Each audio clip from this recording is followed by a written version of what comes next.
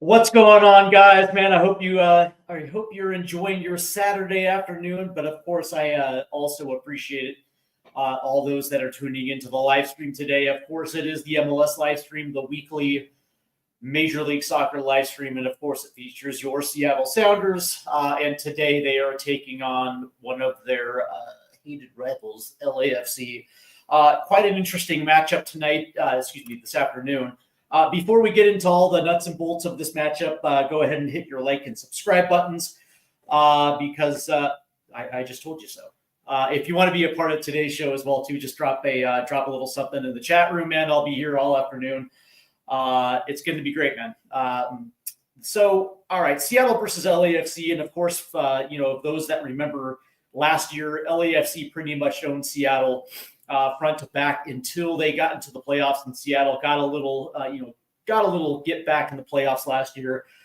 Little bit of a consolation prize last year at LAFC. Probably was the best team in the Western Conference this year. No more Dedi Bouanga, Matty Boguj. All right, so it's a little bit different team. But that being said, LAFC is still well coached by Steve Cherundolo, and you expect to see that same type of intensity from LAFC. But then again, the Seattle Sounders are also improved as well too. Had a pretty significant offseason, so I'll give them credit as well too. But this match is a little interesting though, because both teams are in the CONCACAF Champions Cup, and of course the Seattle Sounders are prioritizing CCC. Having a 0-0 draw versus Cruz Azul in the first leg of the round of 16 matchups, the Seattle Sounders look a little different, lined up a little different. I know some have said it's the traditional 4-2-3-1, but it looks like it's going to be a 3-4-3, and it's shaped up to be 3 center backs this afternoon. So we're going to get into it as well too. I'm looking forward to this. So we got about 6-7 minutes before kickoff. So let's go ahead and get into the lineups today. Let me go ahead and click on that one. All right. So yeah, again, lining up in a little bit of a 3-4-3. Ymar, Bell, and Reagan in the back, and it looks like it's going to be Rienzi, João Paulo, Danny Leyva, and Jesus Ferreira. On the outside with Pedro de la Vega, Mazovsky, and Paul Rothrock. And I guess you guys understand exactly I'm not the biggest Paul Rothrock guy, but it is what it is. For LAFC, pretty much the exact same. Oh, and Andrew Thomas is in the net today for the Sounders. Yeah.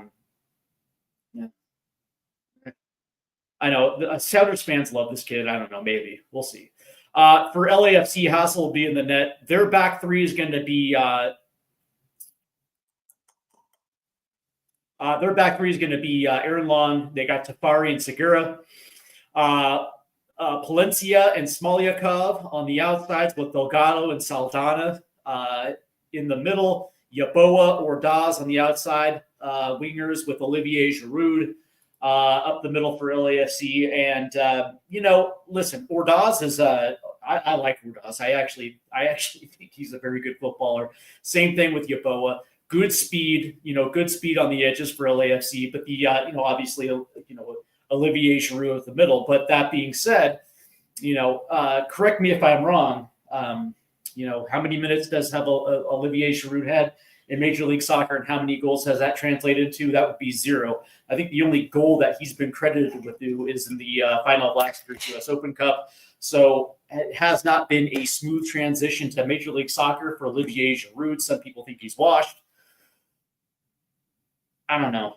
I think it could be a combination of a lot of things. But that being said, LAFC had spent a nice pretty penny to get the French national to Major League Soccer, and it still has yet to pay off. But that being said, LAFC is a very dangerous team. I got a question for you guys. And before we get into it, again, make sure you hit the like and subscribe buttons. And of course, the chat is open, so go ahead and let's chat. Let's have some fun today. How do you guys feel about some of these big team signing names? I had a conversation with with one of my buddies on Twitter a couple days ago, and that is the running commentary still about Major League Soccer, about it being a retirement league. I kind of think that, with the exception of a few teams, I don't necessarily see that. But that being said, LAFC has a little bit of a different predicament considering that they're in LA. And when you consider the entertainment dollar in Los Angeles and considering how many professional sports teams are in LA, there is competition for that LA entertainment dollar. And if you're a soccer team, you're kind of put in that situation where you kind of have to have names. It's not like back in the day with the LA Galaxy with David Beckham or Zlatan Ibrahimovic. It's a little bit different than that situation. But that being said, though, if you're in an arms race with a crosstown rival, you kind of fall back on that tried and true of trying to get a name. I'm kind of interested to see what you guys feel about that. I think Major League Soccer is a little bit different. I think the development has night and day gotten better, even from where it was 5 years ago. I think the priority of most teams are to get younger and to get players that have a little bit more position flexibility. I think defenses are a lot better in Major League Soccer, and I think that's reflected just exactly with the South American recruitment. The Sounders themselves really haven't gotten a name like a big name since the days of Clint Dempsey. So the Sounders have been guilty of doing it a couple times in their franchise history, but for the most part, you kind of look at what the Sounders transfer business is, and generally speaking, instead of getting that 32-year-old player from Europe, they generally kind of go in a different direction, when it comes to goal production, and it also kind of, when it comes to age. I think the Sounders have lowered their average age from like 20, I want to say it was like 28 to about 26. So, that kind of reflects in it. Outside of like Miami and LAFC, maybe LA Galaxy with Marco Royce, generally not a lot of teams are going to go for that DP, that big name DP type of player. I don't know. Let me know how you guys feel about that. For the Seattle Sounders, this is kind of interesting, right? Because this is the second straight week where they have a little bit of a different lineup. Obviously, the CONCACAF Champions Cup midweek against Cruz Azul, where you saw, I guess you can say, their entire first team. What would you would consider their first team starting lineup? And it's it's obvious that the Sounders are prioritizing CONCACAF Champions Cup. I guess the question is like how long will they be able to get away with this? Last week against Real Salt Lake, again, you saw a little bit of a different starting lineup. Yes, there most of the names were there, minus a few, giving them the rest on the weekend. Now the question is is this like a big deal to you guys? Dropping early season points, so to speak, is that something that you guys are worried about? Is this something that, or is it something that's really not that big of a deal considering what we saw last year? Sounders, the first month of the season didn't exactly get off to the greatest start, but they rebounded nicely and were able to have a comfortable playoff spot. I don't know. I don't necessarily have a problem with this. We saw this in 2022 where they did it, where they pull it off and they were able to lift the CONCACAF Champions Cup, but weren't able to find their form, and ended up being the only year that they didn't make the playoffs. But so the way that I look at this is, it's like I think it's kind of a slippery slope. Do I think that they have the personnel and the roster depth to rebound as we saw last year? Yeah, I do. But when you're selling out a little bit, to win a specific tournament, I don't know, man. Yeah, I don't know. It gets me a little. I don't know. It gets me a little sketchy a little bit. But I will say that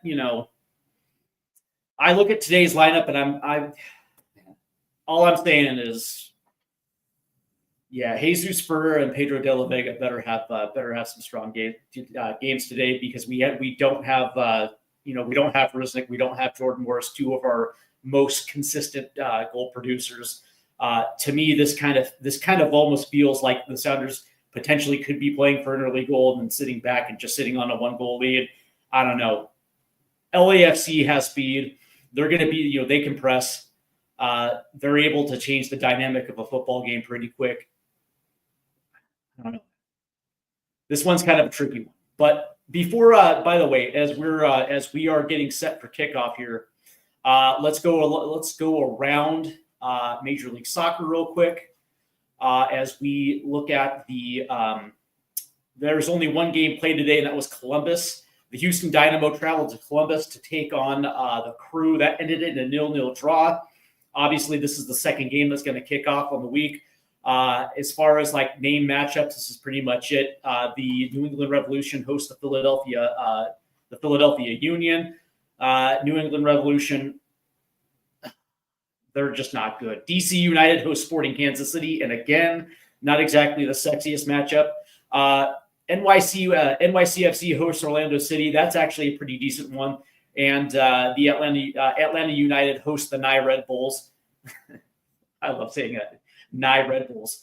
NYRB. That's actually going to be a pretty good matchup as well, too. But Toronto's in Cincy. Colorado travels to Austin. Portland travels to Nashville. Chicago travels to FC Dallas.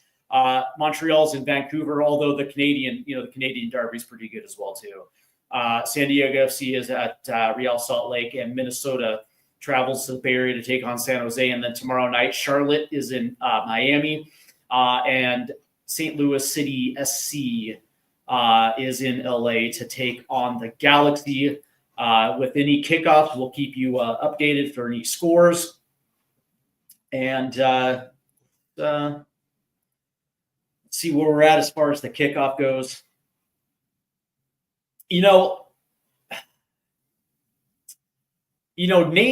Namesake though, the crazy thing is it's like, LAFC's defense,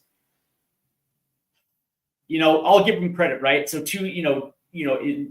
two starts so far, they've held both scoreless. I mean, they got a goal differential just +2, so they really haven't been lighting the world on fire as far as goal protection. Defensively, they've I'll give them credit where credit's due. They've actually played pretty well defensively. So this is what makes me nervous, right? When you don't actually have the goal production that you usually are afforded. So I don't know, man. To me, this is a game where Jesus Ferreira, Pedro de la Vega have the opportunity to dictate this match on their terms, potentially get an early goal. I would like to see that. The last thing I want to see is the Sounders be reactive to LAFC's pressure. We saw that a little bit last year in a couple matchups. The U.S. Open Cup, I believe the semifinal, seemed to be that way a little bit. This is just, this matchup to me is just never a good one. But that being said, looks like the Sounders are wearing their Salish blue today. That's such a sexy kit, by the way. I don't know how you guys feel about that. There's only been three Sounder kits that I've literally just been, ape shit over. This one is one of them. I just think the Sounders look great in the blue. I know they had a ripoff of back a couple years back, they had another blue kit, which was pretty solid. And of course, the slate grays back in, I believe, in 2013, 2014, somewhere around there.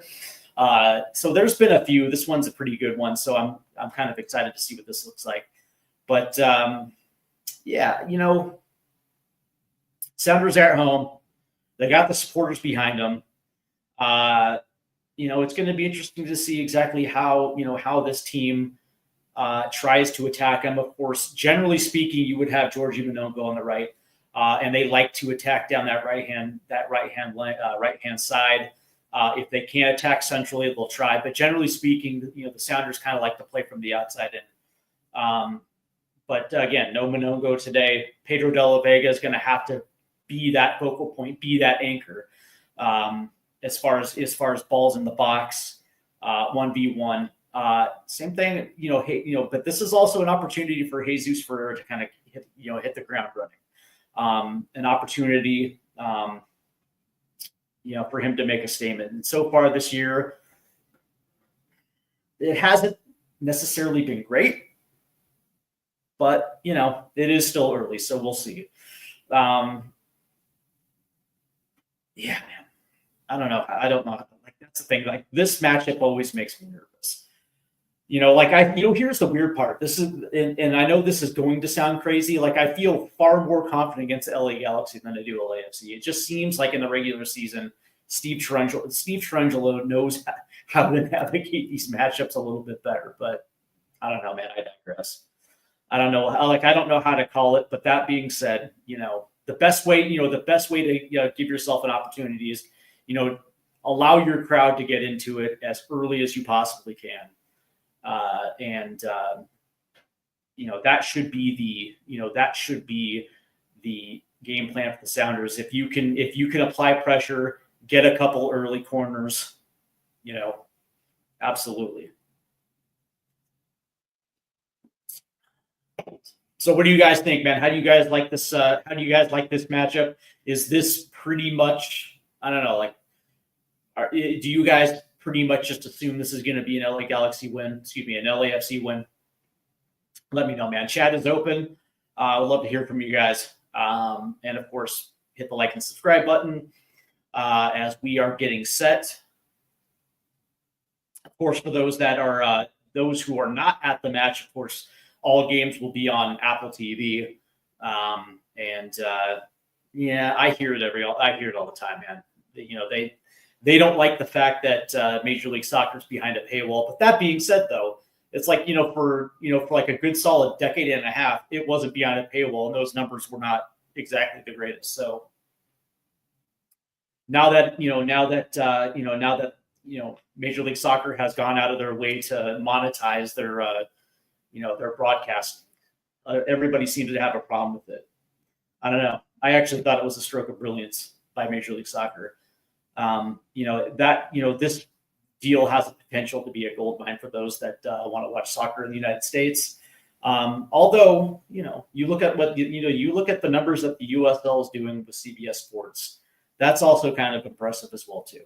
Last year, I think the USL, I think it was the Indy 11 versus Lou City got something crazy, like 500,000 view for their big matchup late in the season. So I don't know. It's hard to tell exactly where, as far as viewership in the United States, it's hard to tell where Major League Soccer is right now.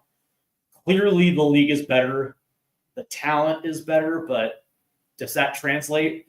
I don't think Major League Soccer does a good job of marketing its stars. It's the one thing that they still haven't necessarily hammered down. When you look at other leagues across this country, like the National Football League and the NBA do a very good job of marketing their stars. And it sets a storyline, right? It gets you to tune in every single week. But it just seems that, for me at least, Major League Baseball and Major League Soccer just don't do that great of a job marketing their stars, creating storylines, selling rivalries. I don't know. I don't know how you guys feel. I just think Major League Soccer just does not do the greatest job of that. So in effect, it's hard. It's kind of hard to sell a storyline. It's hard to get somebody to pay the subscription fee for MLS season pass. If you're behind a paywall, you got to have a compelling storyline for somebody to come and want to watch it. So that's my 2 cents. As we are getting set, looks like there's a decent crowd in Seattle tonight. I miss my hometown. Yep, I am from Seattle. For those that didn't know, and yeah, today's referee is going to be Drew Fisher. The assistant referee is going to be Brooke Mayo. Looks like VAR. Yep, Kevin Stott and Tom Supple will be your VAR today as we are getting set for kickoff now. There he is, Olivier Giroud. Goalless in, I think, 12 appearances, 3 assists in the run of MLS play. I do believe he does have a goal in that game in the U.S. Open Cup, but we are underway now here in Seattle as LAFC will have possession as they're going to play it back. Let's see what Seattle does, man. There's Jesus Pereira. Nice little press with Musovski there. They're going to try to play that long, but Jackson Reagan will come down and back to Thomas, so Seattle will have their first shot at possession. Oh, that's a turnover. Good D. Good D right there, because that was a turnover very, very, very, very high up right there. And, it looks like Yammer kicked that out of bounds. So LAFC will retain possession as they're trying to work this thing up. And that's a nice little ball through to Ordaz. And that weighted pass was just a little too far as that gets out and will be a goal kick to the Sounders. Good opportunity today for a guy like Danny Leyva getting some minutes early season. These are the type of games where you kind of want to establish yourself. And I don't know how you guys feel about Danny Leyva, but as a prospect that was as hyped as Leyva was, he really hasn't necessarily shown out that much. But that being said, when you get these early season minutes because you're focusing on a competition, like these are the matches that you show out for, man. Whether it's your passing ability or your goal contributions, like these are the type of matches against a team like LAFC. Absolutely. As LAFC is going to try to pass this one back around their back three, and they're going to try to play this one forward, but again, it's a little too long, and there's Jackson Reagan. As the Sounders will try to play this one. And this is there's João Paulo, Leyva. It looks like Bell is going to try to play this one forward to Jesus Ferreira.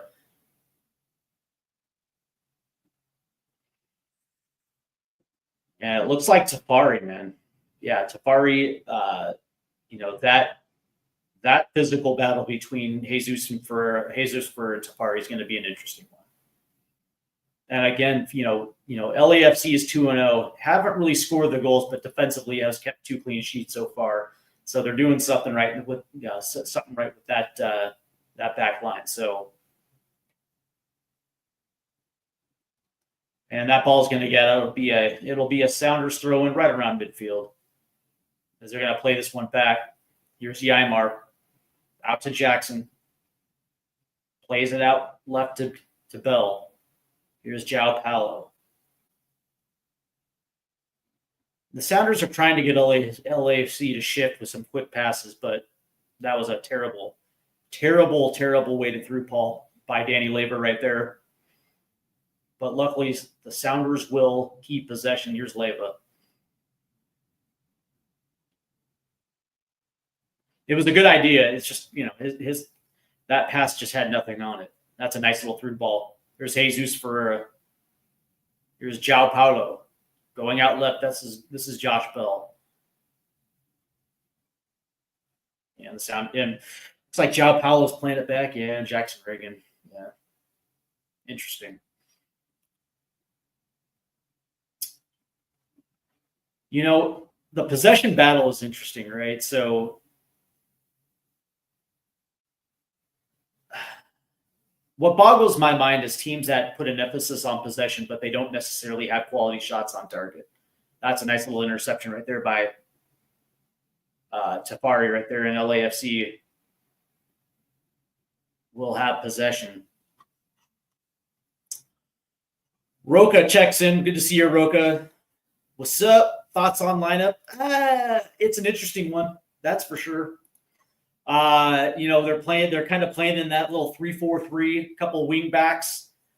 I like it. Here's Jesus Ferreira 1v2. My biggest issue is that, and here what Rothrock overruns it. That's a nice little challenge right there, and there'll be a whistle on João Paulo. The Sounders don't have their two biggest goal contributors. No Rusnik, no Morris to start this one. They're on the bench, which isn't exactly surprising because the last couple of weeks, the Sounders have been prioritizing the CONCACAF Champions Cup. So, most of our first teamers are getting regular minutes midweek. And so when it comes to these early season MLS matches, they're more or less using depth, which is fine, I guess. But, one of the things that I would have rather seen instead of Paul Rothrock, I probably would have played Arriola. Again, I'm just not a big Paul Rothrock guy. But that being said, there's enough quality where the Sounders should be able to make this interesting. My only question is Mazowski up top, Danny Leyva, but we'll see, man.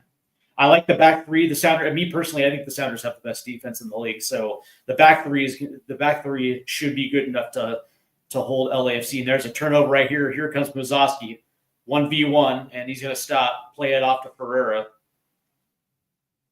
who will try to slow things down now. You tell me, man. What do you think about it? How do you like tonight's lineup?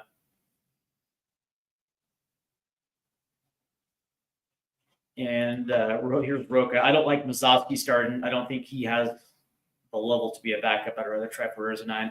And at Georgia, yeah, 100%. 100%. I don't like Mazowski either. I feel the way that you feel about Mazowski, I feel the same way about Rothrock.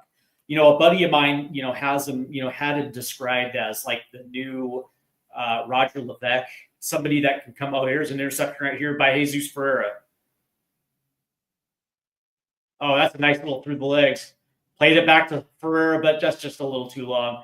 And that's the thing, right? So that right there is what bugs me, right? So Jesus Ferreira gets a nice little interception, pushes it forward, but instead of trying to put something on net early, he lays it off, and of course the play gets broken up, and then they lose possession right there. Like, it's imperative that the Sounders at least try putting something on net. I understand it's long range, but be proactive. Anyways, getting back to what you were talking about, the way that you feel about Mazowski, I feel about Rothrock. I don't think he's good enough to be a starter at the MLS level. Can he be a decent backup? Maybe 10, 15 minutes off the bench? Yeah, sure. A buddy of mine described him as the new Roger Levesque, somebody that can just bring energy. And I kind of agree with that. I just think he's incredibly limited. And every time I see him on the field, I'm like, that just seems like a waste. Here's De La Vega. Ball played through off the right, ball in, and that's going to be deflected into the net, to the side net. Hassel. Looks like Hassel made a good stop. And I'm trying to figure out if this was a cross or a shot. Yeah, was it? Okay, yeah, it was a deflected cross. Looks like long gone on it. So it looks like it will be a Sounders corner. Here, 8 minutes and 40 seconds in, Seattle gets their first corner. It'll be Jesus Ferreira taking the corner. And a good opportunity for the Sounders, and they're going to play this short. And here's layup, ball in, and right at Hassel. So the Sounders just essentially just blow a very good chance right there. Danny Leyva did not put a good ball into that box. Yeah. That's the thing. It's funny because, Monongo is young. But that being said, I like the fact that he is not afraid to go 1v1.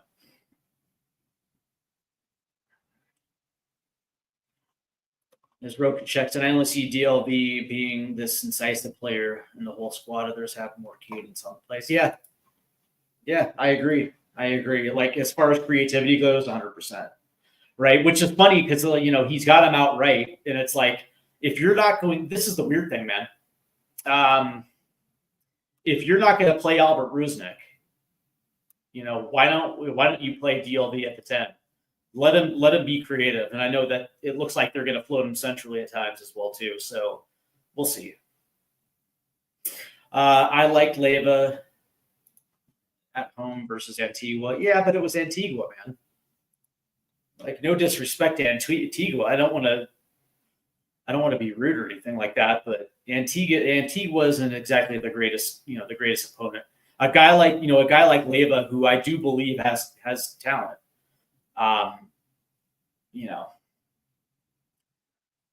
but against a team like LAFC that actually is pretty good defensively. The question is he going to be able to create space? Is he going to be able to make those weighted passes? Here's Rothrock around the corner. Oh, he holds up. Shot. Go! Oh no, that was Kosa Rienzi. Ooh. Oh, Roca. Oh.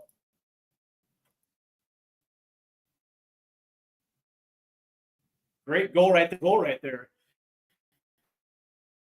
As Rienzi beat his man around the corner.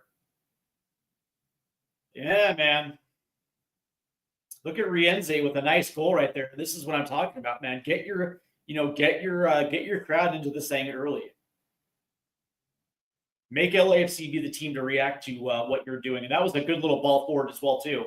As Rienzi was bombing up the right side, he beats his man to the corner, cuts back, and puts a shot on net. And then all of a sudden, it's 1-0 Sounders. So, early. I like it. Rienzi. Love it. Thank God Brian ain't making him a third midfielder like he was against RSL. Yeah. 100%. I like that. That's the thing that I liked about today's lineup is they're essentially going 3-4-3, basically essentially using wing backs, and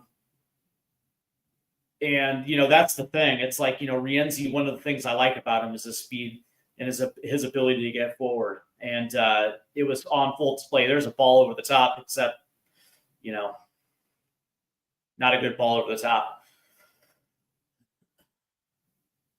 Yeah, I like it. I like Rienzi. I like his touch as well too, man. That dude beat his man, stopped on a dime, turned and fired. That thing was gorgeous. And I tried to play it through, and here's Bell. He'll play it back to Thomas, who boots this forward. Not exactly the greatest. Here's Ferreira. Nice little play by little Ferreira, and there's a whistle. Looks like that was Marky Delgado. How do you feel about Marky Delgado going to a crosstown rival? I like Marky Delgado, by the way. Yeah, Kosa Rienzi. Good player. Man, that was a good idea there. Played into open space, but De La Vega keeping held up. Here, speaking of De La Vega, there he is right there, but he gets his back pocket pick and he goes flying forward. Look at Bell. Here's Rothrock off the left side. Plays it back to Jesus Pereira.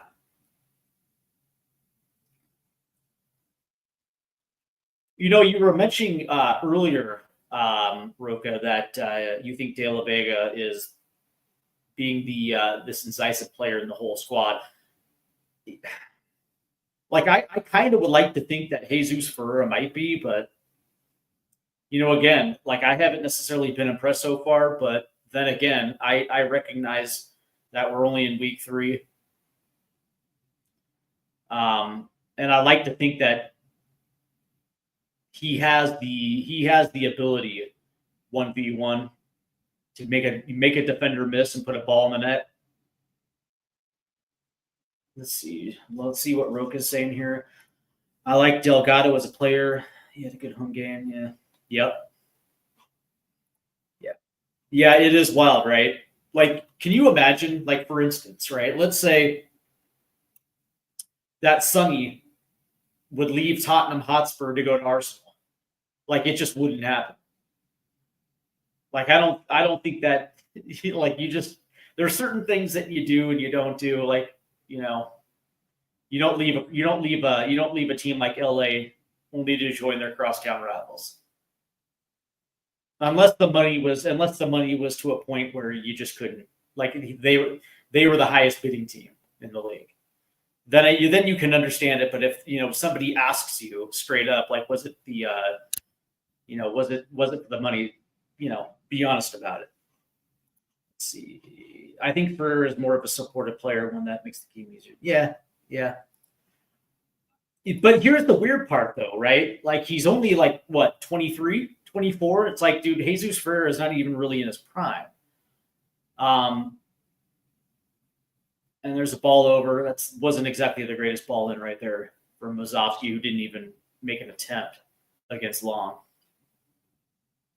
Yeah, that's the thing. It's like I'd like to think that Jesus Ferreira, with his alleged goal scoring abilities, you would think that he could take the match by the scruff of the neck and actually be a dangerous option.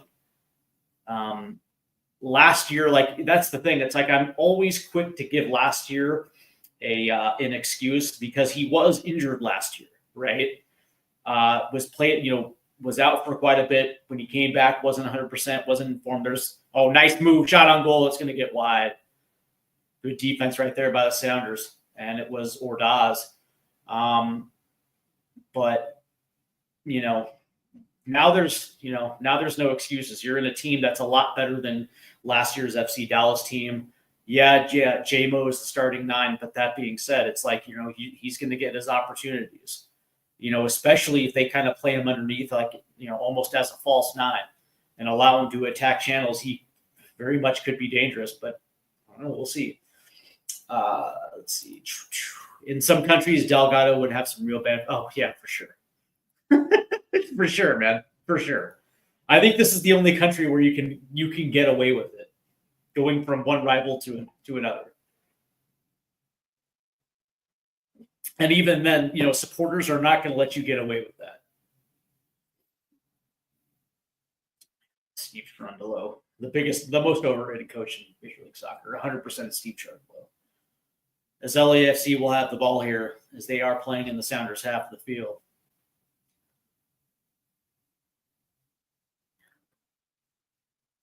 Here's Aaron Long. He's going to try to play this forward. And Sounders will get the ball back. Here's João Paulo playing up the left-hand side. And it looks like Palencia is going to get him right there. So there is a whistle. And it'll be a Sounders free kick. But this is exactly what you wanted from the Sounders team. An early goal. Get some momentum behind you. Get the crowd behind you. And then add on. Here's Jesus Ferreira. And he's going to try to play this forward, but that was way, way, way, way, way too hard right there as Hossa will corral that ball. He was looking for Mazovsky right there on the run. Except, Mazovsky hadn't taken off on his run yet. Bad timing right there by Jesus Ferreira.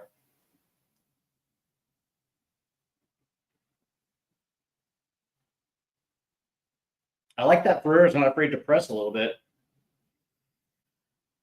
And I think if you're a player like Jesus Ferreira, who right now is a fringe U.S. men's national team player, somebody who had U.S. M&T experience, who probably wants to stay in the good graces of a guy like Mauricio Pochettino, like, this is an opportunity you can't pass up. Like, you have to be productive, and you have to show, the little things that a guy like Pochettino wants to see. So we'll see, man. Like, I actually think this is like one of the biggest years of his career as far as like what's going to happen national team wise. Some people think that it's already over. And, I don't necessarily believe that, but that being said, it's like you have to be on point.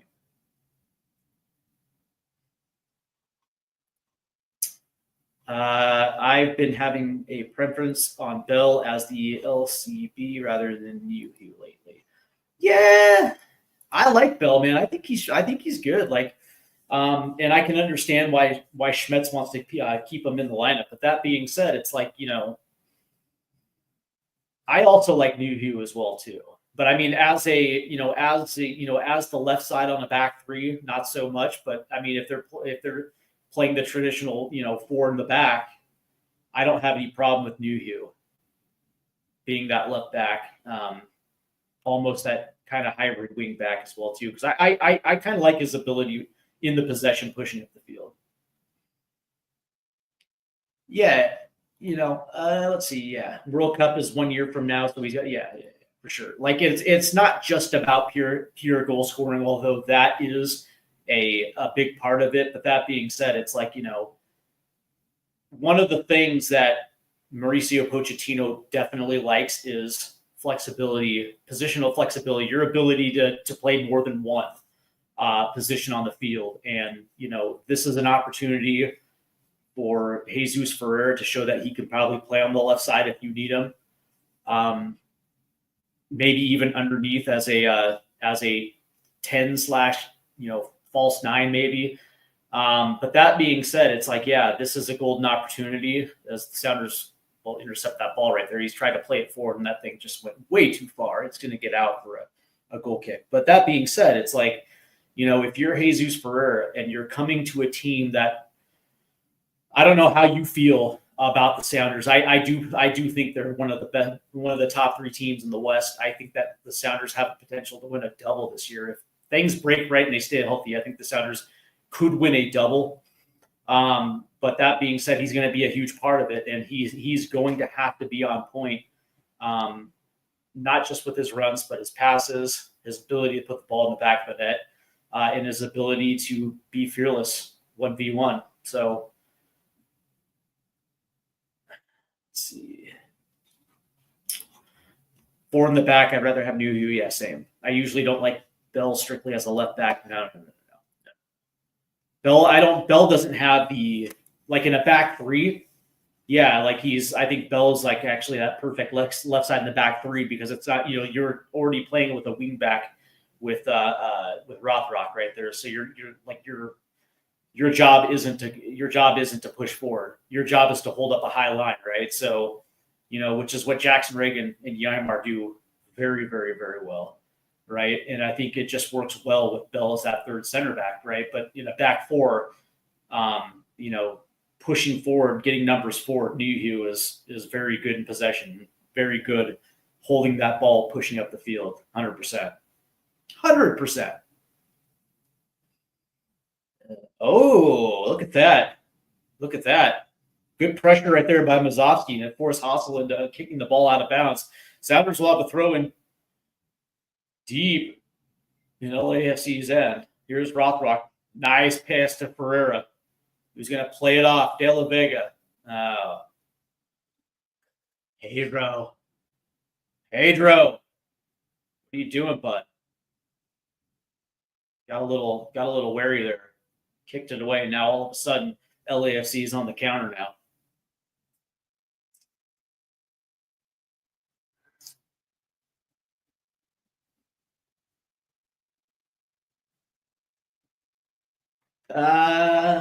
Yeah. See, here's the thing, man. Like it was a little telling that the Sounders weren't able to at least get one in that first leg. Right now, all of a sudden, you have to go to Mexico, and you're going to have to pull one out. I think the Sounders are capable, more than capable. But that being said, they missed an opportunity in the first leg.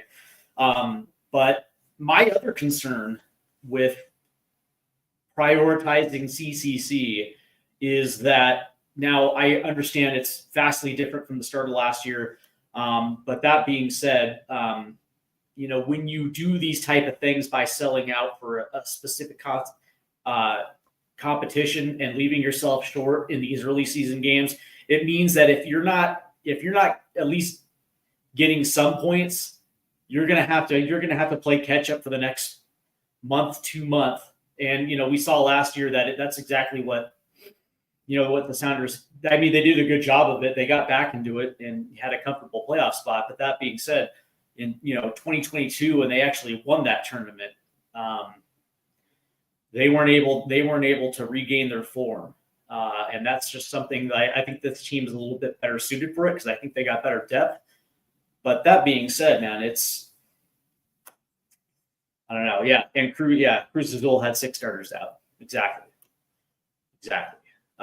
But that being said, I think the Sounders are extremely talented. They can play multiple formations. I think they have the depth in order to pull this one off. Would I be surprised if the Sounders were able to win Leagues Cup and maybe MLS Cup? Not really. Or maybe CCC in the Leagues Cup? It wouldn't surprise me. I think the Sounders are deep. I think they have the best defense in the league, and I think that's going to count for something. One of the things that was disappointing last year is they had no production outside of Rusnik and Morris. Absolutely none. Like they got 0 production from their wing. De La Vega was out for most of the year. When he came back, he just wasn't as effective. So I'm hoping that this year you're going to actually see why they spent $7 million on him. We'll see. Here's the ball in. Ooh, good defense right there by the Sounders in the box. As that ball's cleared and it'll go out. So so LAFC will have a throw in.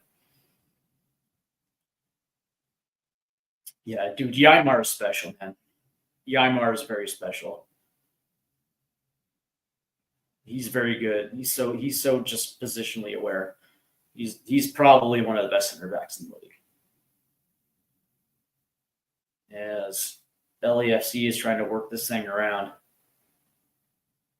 Oh, there it is. As Delgado couldn't hang on to it. That ball gets kicked out. Sounders will have a throw in here.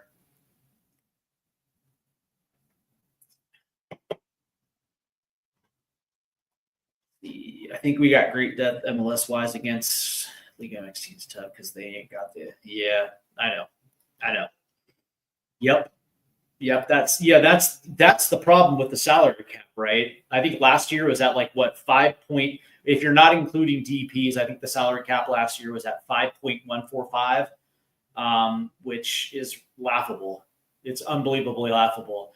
That's one of my biggest concerns. It's if I'm not suggesting that they rip off the Band-Aid, but when you look around Major League Soccer now, most owners in this league have net worth that are in the billions.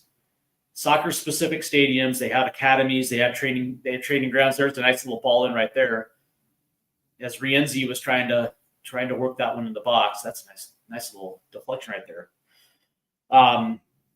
And to have the salary cap where it is, where Major League Soccer's attendance is actually the highest that it's been as well too. If they were smart, they would lift the cap, make the cap to about 10 million.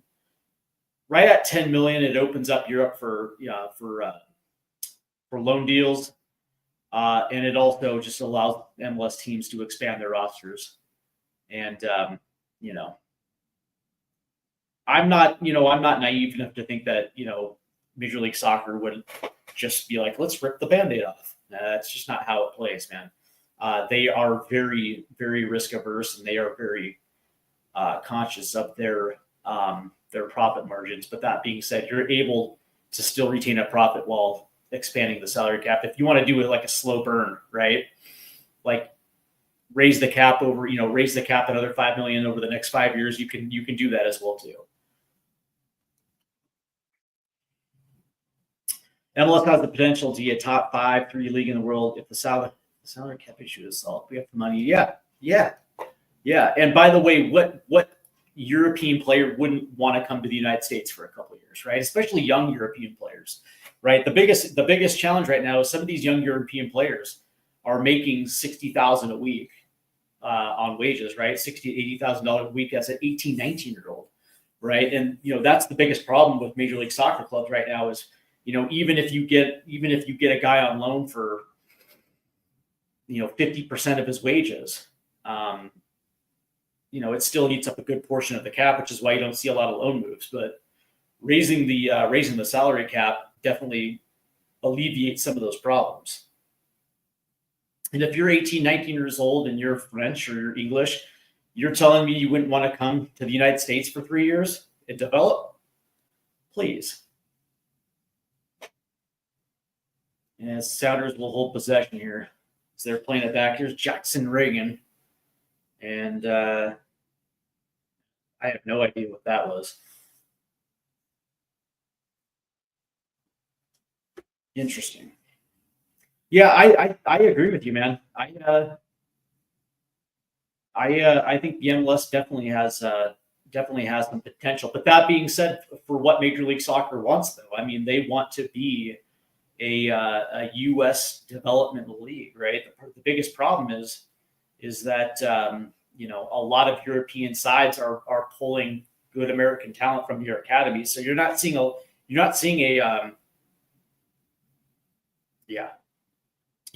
lot of good U.S. talent making their way from the academy to the first team, because if they're good enough, they're going overseas.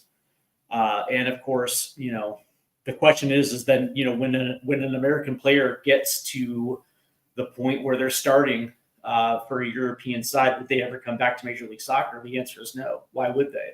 Especially if you're playing in a league or on a team that has an ability to be in the Europa League or Champions League. They're not going to come back to the States. Fair play, I guess, on the Reagan ball, yeah. It just kind of caught me by surprise a little bit.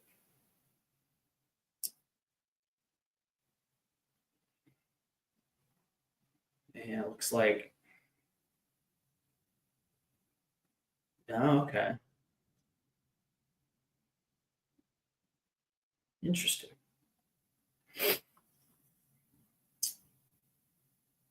As we have a stoppage in play there, it looks like it's like a little bit of a water break here, a little hydration break. So we're at minute 31 here, minute 32, as we're about to start play again. Seattle leads 1-0. And so far, this ref hasn't been shit. Last couple of weeks, the reffing has been pretty ludicrous. And here's Andrew Thomas, who's going to play this ball forward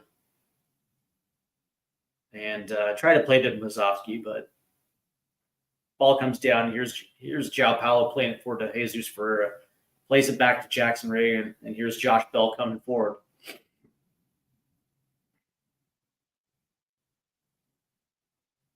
A little chippiness right there by Olivier Giroud. That's a nice little ball forward. Here's Jesus Ferreira. It's like Marquis Delgado.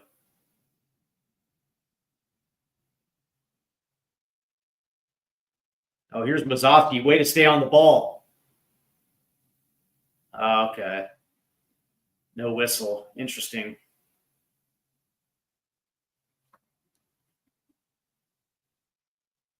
As here's Rothrock on the left-hand side. He's probably going to play it back to Ferreira. Yep. That's my problem with Paul Rothrock, dude. That dude has absolutely no bravery whatsoever. That dude does not go 1v1.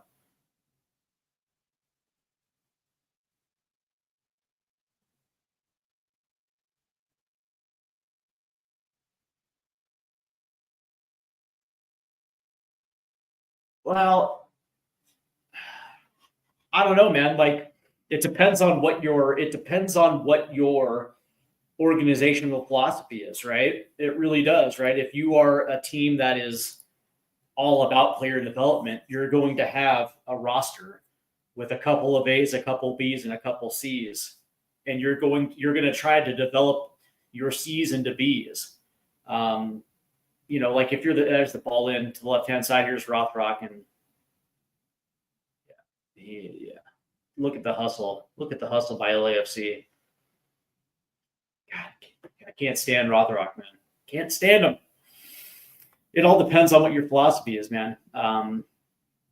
I actually happen to like Major League Soccer teams that are committed to player development, right? You can't say the Sounders really are committed to player development because they're really not. Yes, Obed Vargas, yes, Obed Vargas, yes, Danny Leyva. But that being said, like, are they really developing them for long-term first team minutes, or are they developing for a potential to sell them off? Right? That's the real question, because at the end of the day, it's like, if there is a hole in that roster, and if they don't have anybody in their academy or in their second team that they feel that's worthy enough to get those minutes, they're going to go outside the organization to fill it. 100%.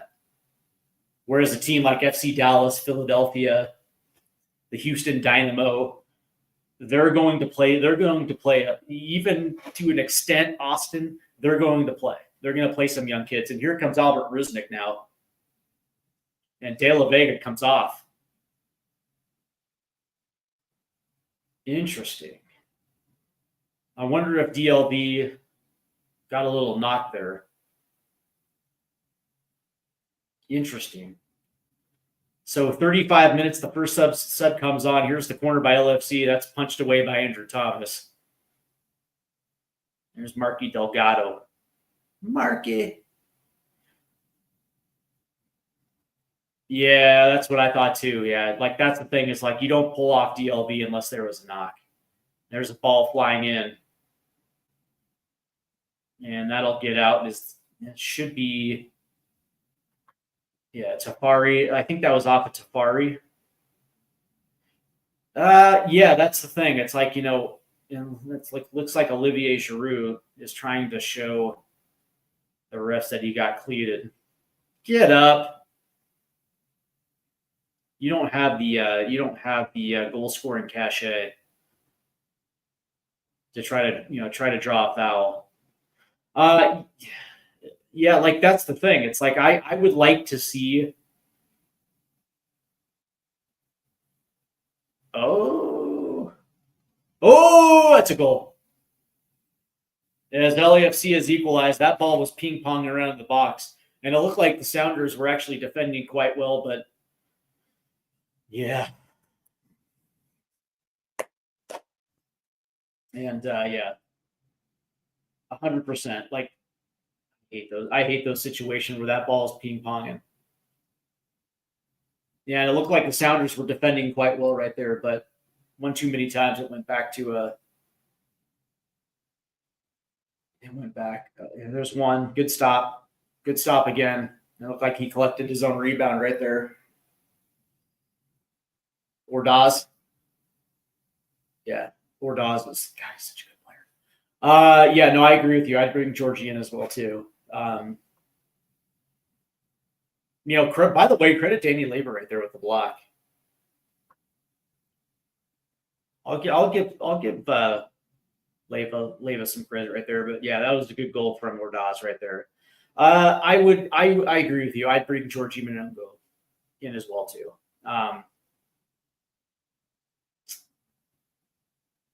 So you got Rienzi out there on the right as a wingback. DLV's off. Rusnik is in the middle of the field here. Yeah, no, 100%. Yeah, 100%.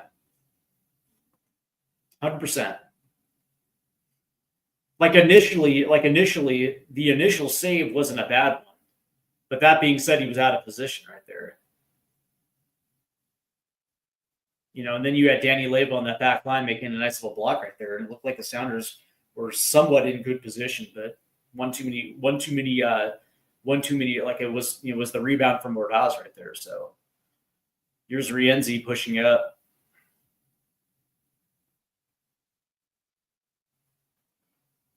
Was that Jesus Ferrer on the right? Yeah, I think I'm kind of with you on this one. I'd rather see Ferreira playing off the left and Georgie on the right. There's a ball over to Rothrock, and that's just a little too far. Yeah, but like, my biggest issue with Rothrock is, like, the dude, I hate to say it, man, he's kind of a pussy. Like, I don't like to question Hart, But that being said, it's like, dude, every time, dude, 1v1, he's going to pass it back. He's not going to challenge.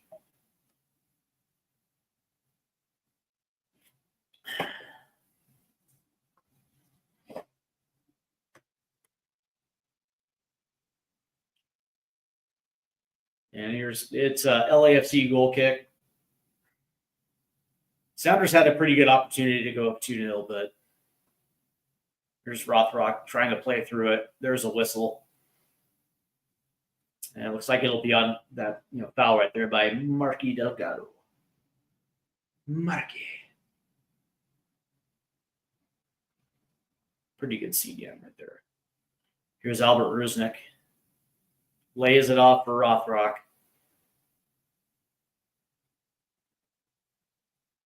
And that's going to get out for a goal kick.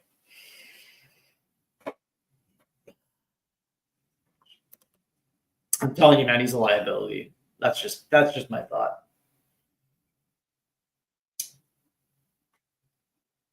Yeah. Christian Roldan, Paul Ariel is on the bench. It's kind of surprised not to see Christian in the lineup today. Obed Vargas, yeah. Jordan Morris, yeah. Pretty solid bench today for the Sounders.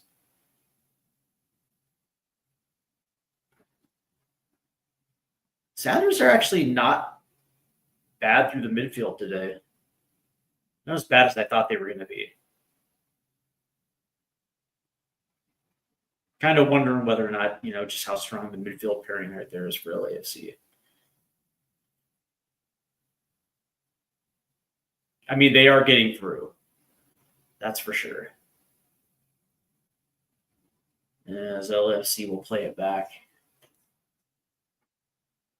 Yeah. Interesting, man. So LFC gets one off the set piece, but through the run of play, they're just not necessarily as sharp as I thought they would be. Here's Tafari. Play it back to Long. Sounders are trying to press. Here's Leyva. Oh, nice. Nice little play there by Rienzi.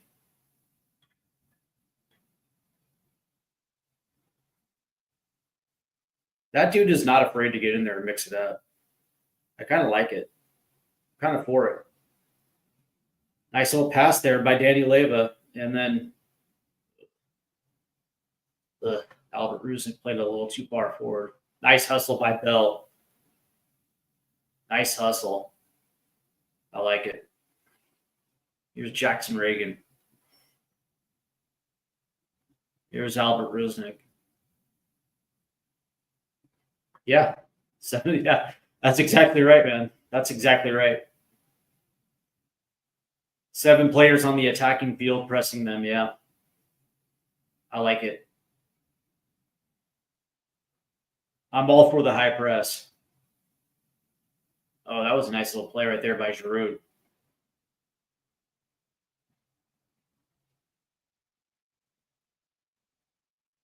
Oh, and Zhao just gets the ball ripped. Back pocket. Picked. Yeah, but you know what, though? That's the thing. It's like I would be surprised if Musovski started the second half. They're getting absolutely nothing from the striker position right now.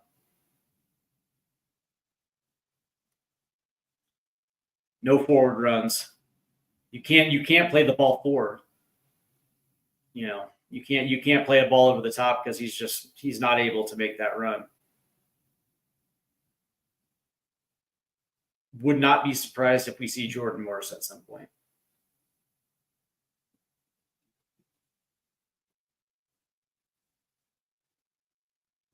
Nice.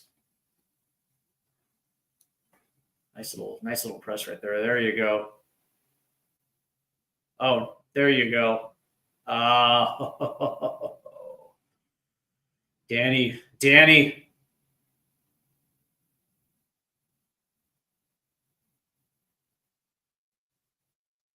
There you go. And there's a whistle.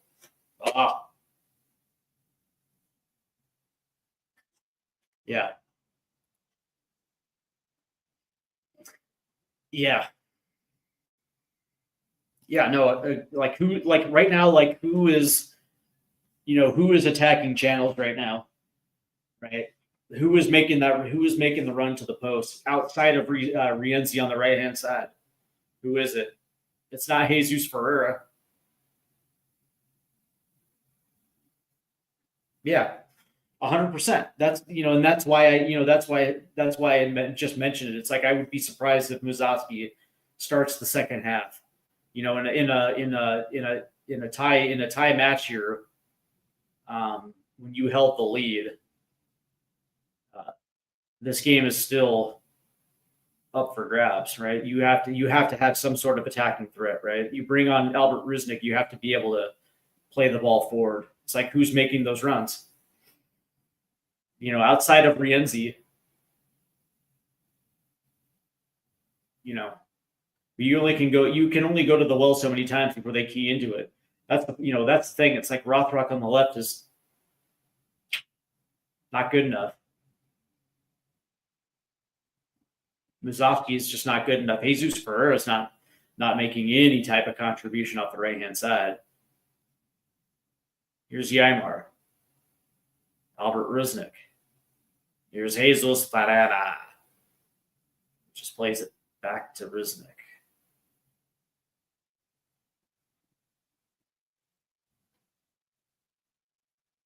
Yeah, like where's he's looking like that's the thing. It's like he's looking forward, trying to play a ball in. Who's making a run? Here's João Paulo. And yeah, and Bell's got to play it back because Rothrock decided to break in. Here's Rienzi, Jesus Ferreira, nice little ball right there, and Rienzi gets onto it, deflecting. It'll go out for Seattle corner. See, there you go. There you go. There you go. So now it's what, Jesus Ferreira? Jesus Ferreira's taking this corner, so they don't play it short. Yeah, Denny Bwanga and Ibobasi. Yeah. Dennis Bwanga, good player. I'm not really that sold on Jeremy Ibobasi. Granted, I get it. He was with San Jose last year. That was a horrifically horrible team. But still, though. Oh, that's Rienzi. Come on, man. Like, I understand. Trying to make those line breaking passes, and they're just not on target, man. Those not a good pass. All right, here we go.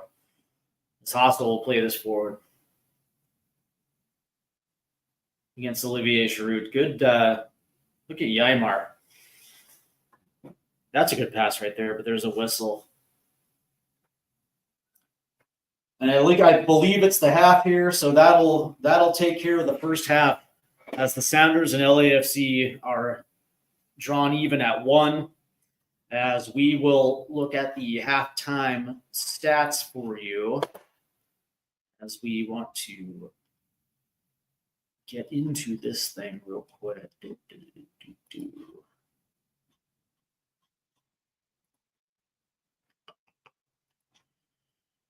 All right. So as I will share this with you guys.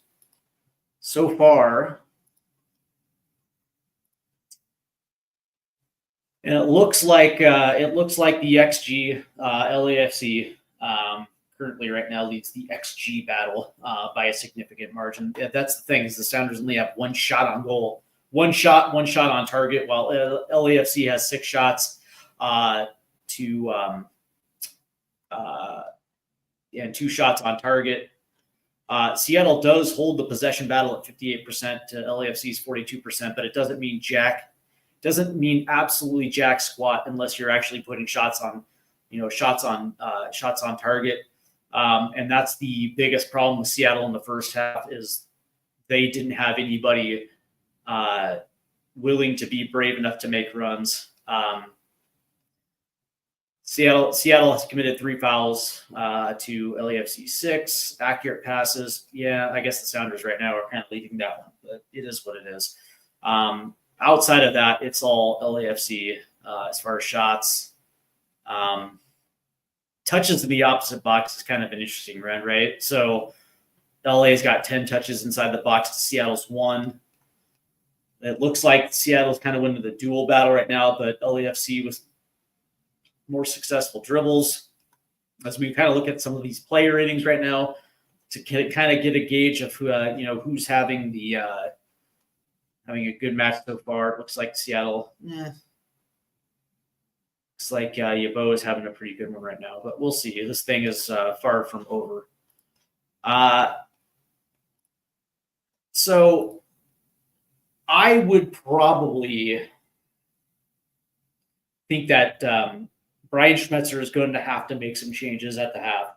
I understand the conception of today's lineup, considering that they just had a midweek draw against Cruz Azul.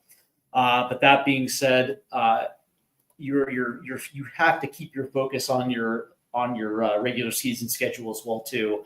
And this is still a match that's very much winnable for the Sounders. You have to be able, that's the thing is if you're putting creativity on the field in the likes of Albert Rusnik, then you actually have to have somebody that's going to be on the other end of that creativity. Somebody who's going to have to be brave enough to make runs into the box. And right now the Sounders don't have it. And it's nothing against Musovski. He is exactly what he is. But it's also a liability. Same thing with Rothrock. It's a liability. I actually would think that Jesus Ferreira would probably play a little bit better, especially if you want to invert him a little bit. Kind of playing that little false 9 role with Jordan up top, that would be something special.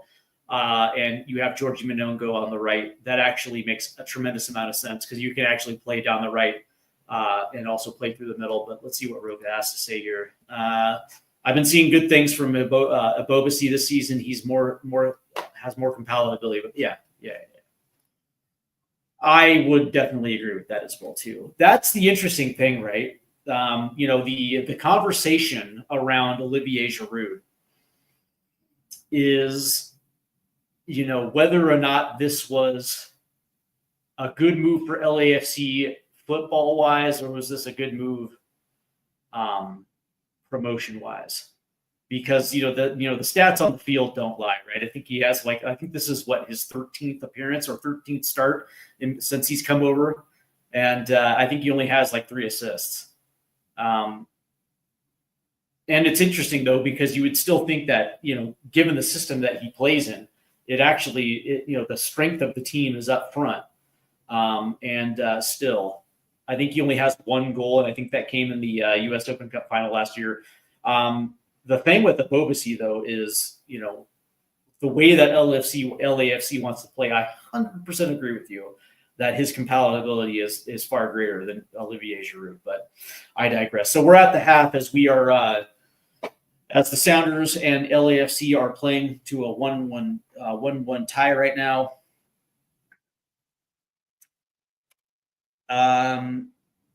Make sure you guys do hit the like and subscribe buttons. It's vastly important that happens. But, it's going to be interesting to see. Also, it's also worth noting that, Pedro de la Vega got hurt, and he came off in the first half, which hopefully it's nothing serious. It didn't necessarily look like it was serious. It looks like he came off on his own power, so there's that. But for me, the stats don't lie. Seattle's kind of been dominated a little bit in the first half. They just don't have anything really to show for it. You look at you look at the guys who were making the most headway for Seattle. Yet it really is Rienzi.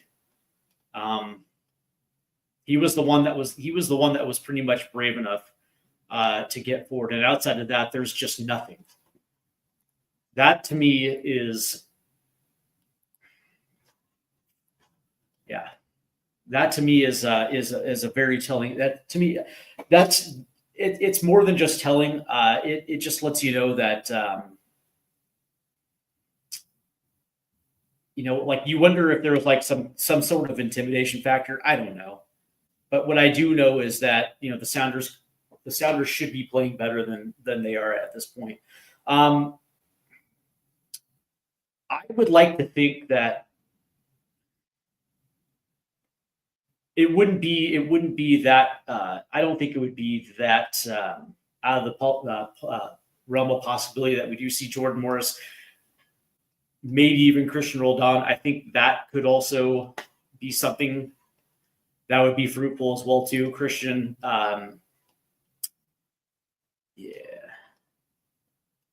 Christian for me. The one thing that I like about Christian is his ability to hold the ball up while attacking. It's probably one of his most underrated attributes. But that being said, when you're looking for link up play right now, that's one of the things that the Sounders are having trouble with. João Paulo, man, it really wasn't all that great in the first half. Let's see. Rienzi was our best player in the first half. I'd say Thomas, but I really didn't like the way he got out of it. Here's the thing. Like initially, I thought the initial save was fine, but his ability to get back. Now I don't know if he was impeded by his own players, but the reality is that you do have to get back on your line. Leyva had the nice block right there, but that being said, that probably should have been Thomas. So yeah, I tend to agree with you.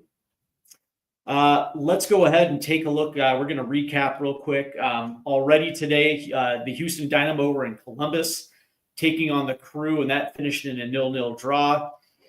Later today, Philly is in New England. And again, not a big fan of the New England Revolution this year. There's nothing really to write home about with the Rev.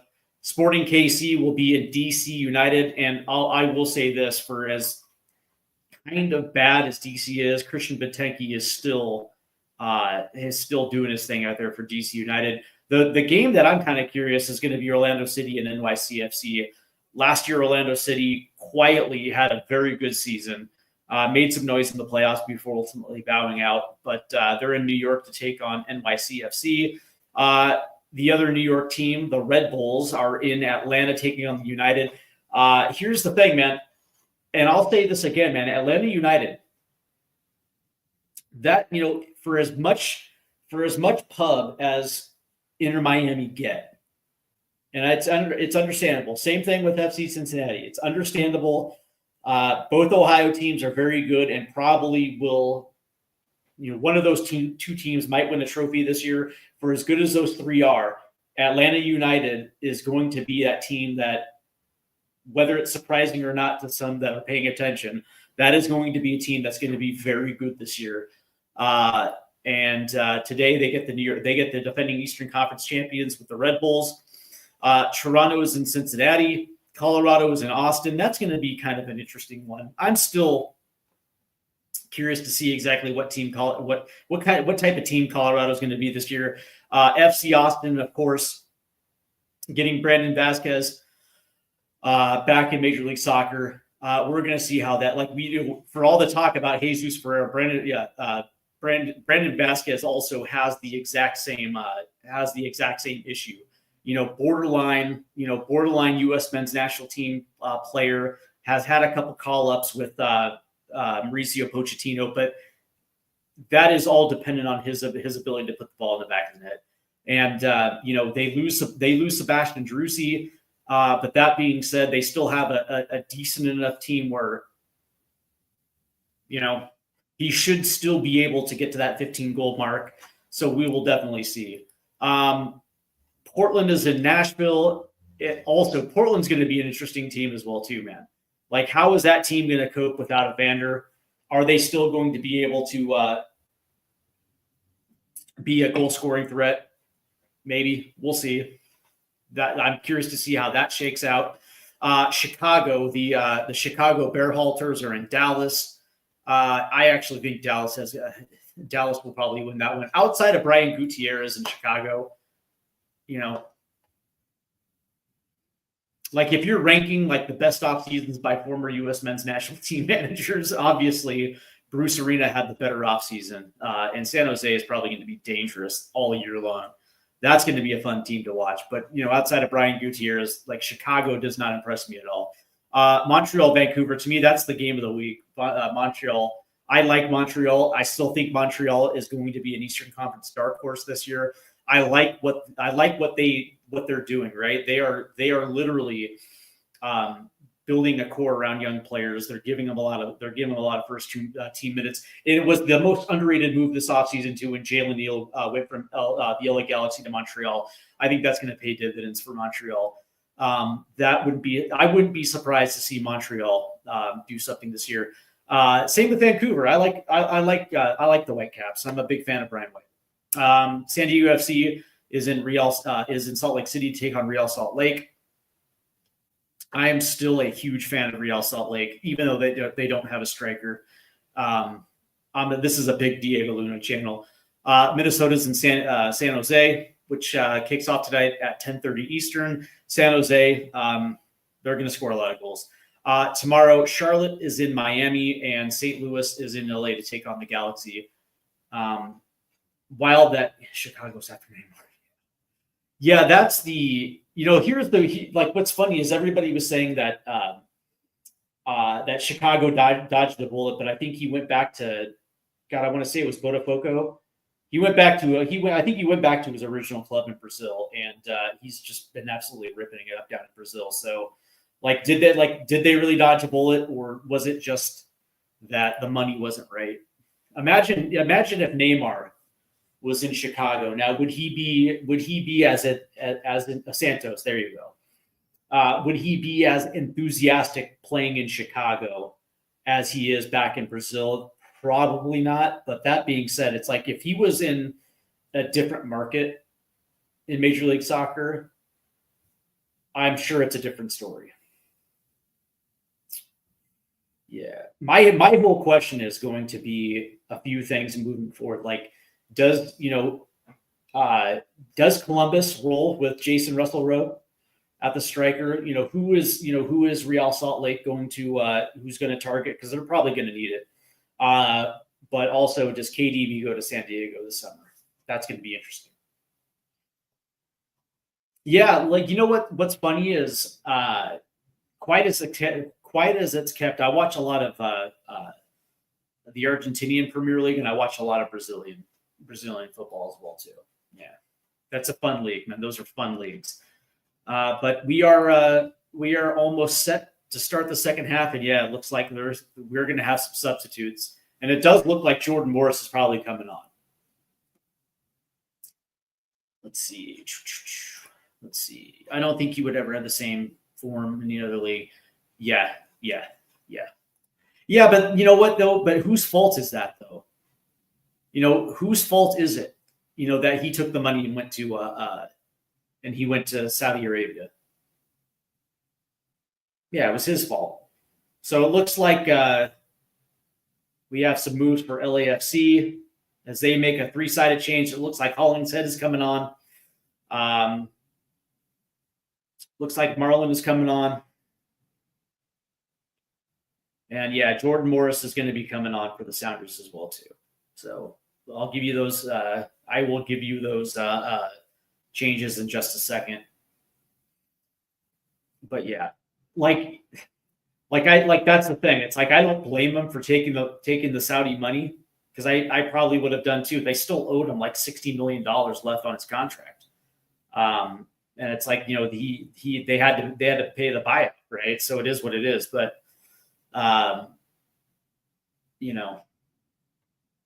I probably agree with you on that one. Yeah. Well, but also it's like, to an extent, right? An injured ACL wasn't what it was 20 years ago. And but that being said, he wanted to get back into a position where he'd be available for the 2026 World Cup. Going back to Brazil made the most sense. So, but I don't really have that much sympathy because you knew exactly what you were getting into going to Saudi Arabia. And it's not a surprise that Ronaldo's trying to get out of his contract too. As we start the second half, Sounders have possession. Here's Jesus Ferreira on the right side. Nice little touch right there. Rienzi back to Ferreira, who's going to play it back to João Paulo. Back to Ferreira. Ball was blocked, but here's João Paulo. Lay it off to Jesus, who's not trying to get forward. That's a nice little play right there. Here's Rienzi. Back to João Paulo. Back to Rienzi. Plays it back to Ymar.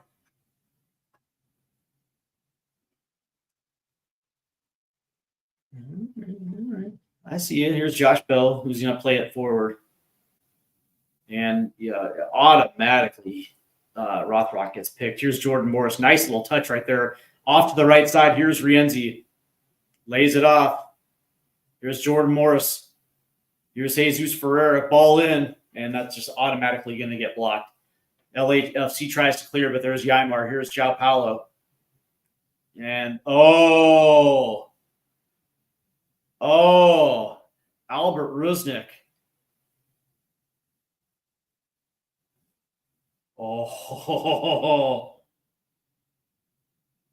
And he was absolutely manhandled to the ground right there as that ball was going in.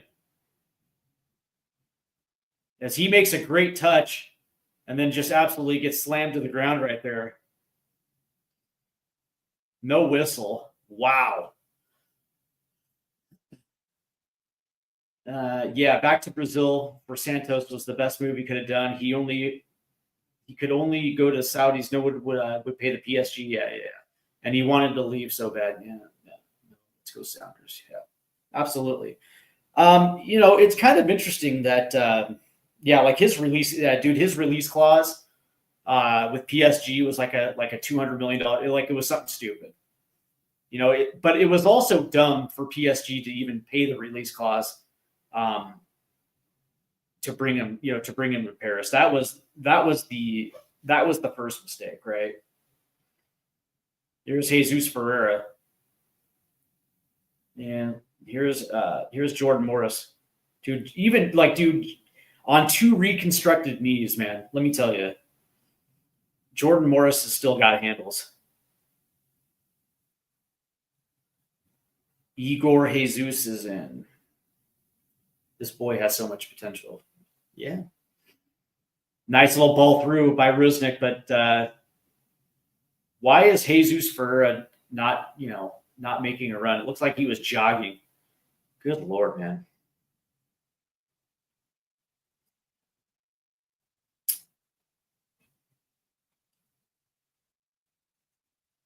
That's what pisses me off, man. I hate lazy play.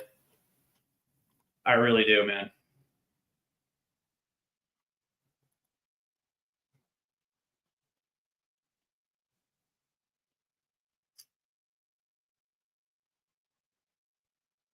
Yeah. So Igor Jesus is in. Ryan Hollingshead is in. Yeah.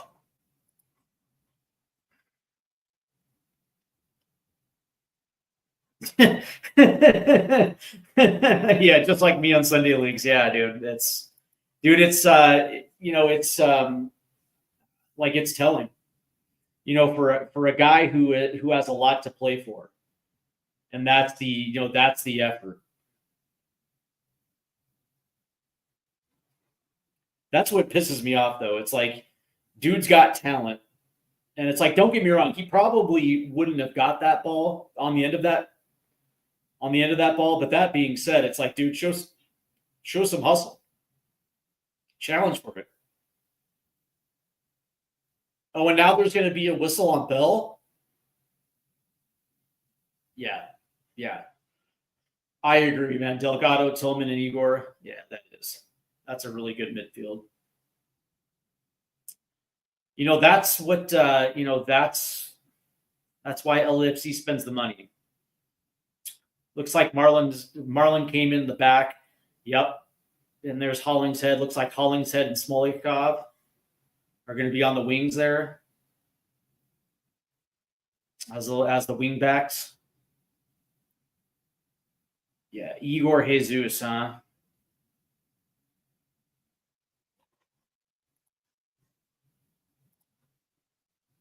Yeah, Brazilian center mid, age 22.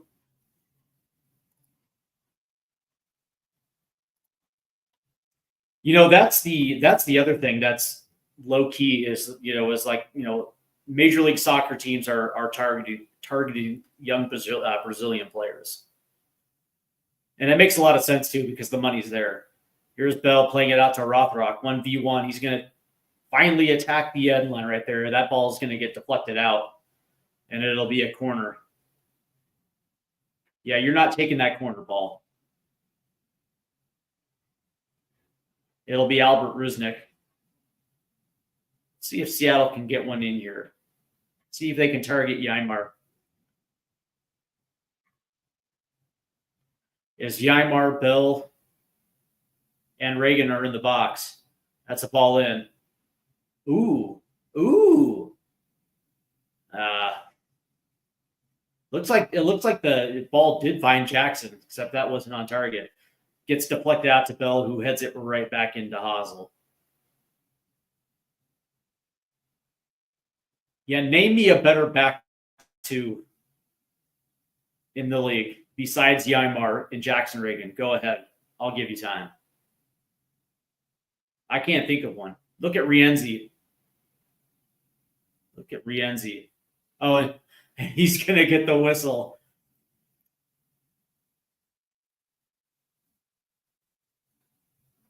Yeah.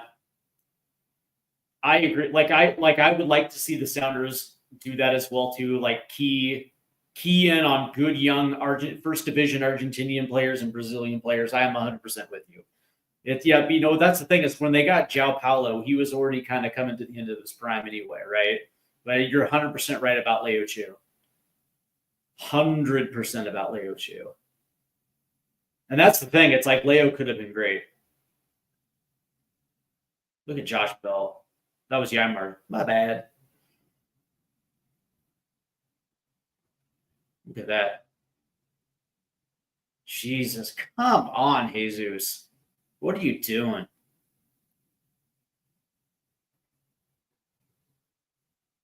That's the thing. It's like the Sounders don't have to use a DP either. They don't need to use DP money on a young 22-year-old Brazilian. That's what TAM level money is, right? But that being said, it's like, one of the things that Major League Soccer has an issue with that is like there's money now in the Brazilian league. That's a good throw into Daniel Leva, who's going to lay it off to Rusnik. Here's Jackson Reagan. Nice little ball in. Here's Paul Rothrock. And that's the problem, right? Like 10 years ago, that's a ball in that just flies way too far, and that'll get out.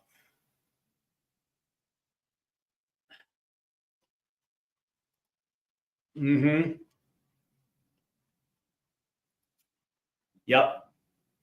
And that's the thing. It's like I don't need the Sounders to spend like either of the LA squads or Miami, right? But you can continue the franchise way of doing business where you can target one guy or two guys where it's not necessarily going to cook up your books.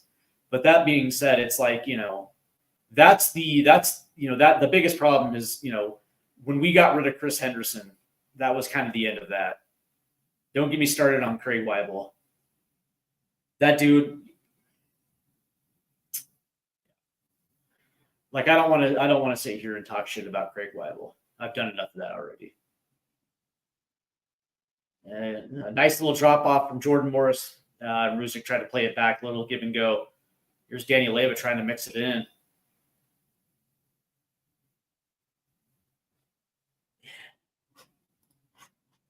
Matias Nascimento was one of the Let's just see if he adapts to the culture and is able to show up like Peck. In Brazil, he's seen as better as Peck. Yeah, and that's a hell of a compliment too. That's a hell of a compliment because Gabriel Peck is the real deal. Same thing with Paintsel. Good players, man.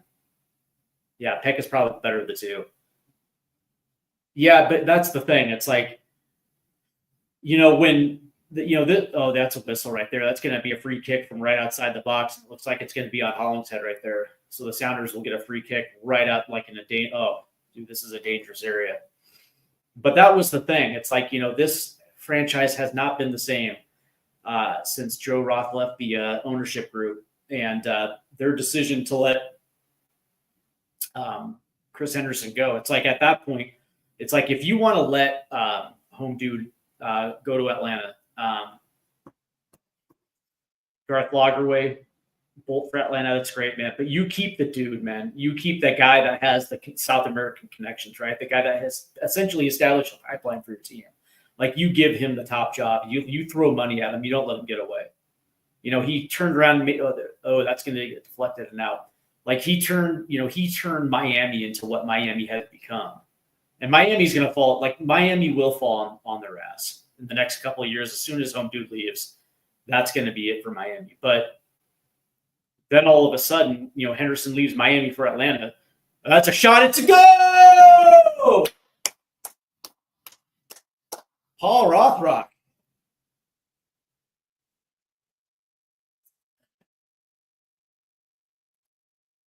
My dream coming true would be us signing Nardoni from. Oh yeah. Whoa. Yeah. By the way, here's a good comp. Here's a good comp for Paul Rothrock.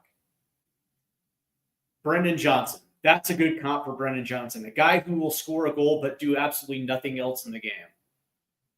But that was a good layoff right there, and that was from 25 yards out. Just puts one on and it gets it past Hostel. Sounders lead 2-1. Good goal. Oh, that was by the way, that was terrible goalkeeping right there. Well, there's Paul. He gets the guy who kind of looks like Casey Affleck. Gets a goal right there, and all of a sudden the Sounders lead 2-1. There you go. But as we know, the Sounders have a tendency to leak goals. I'm just hoping that they can add to this instead of giving up a late equalizer. But yeah, that's the thing with Paul Rothrock, right? Like, he has done nothing up in this game up until that goal, and chances are pretty good that he won't do anything for the remaining time. But there you go. Sounders lead 2-1. I'll give him credit. Good shot, good goal. Caught Hosel out of position right there. So Sounders lead 2-1.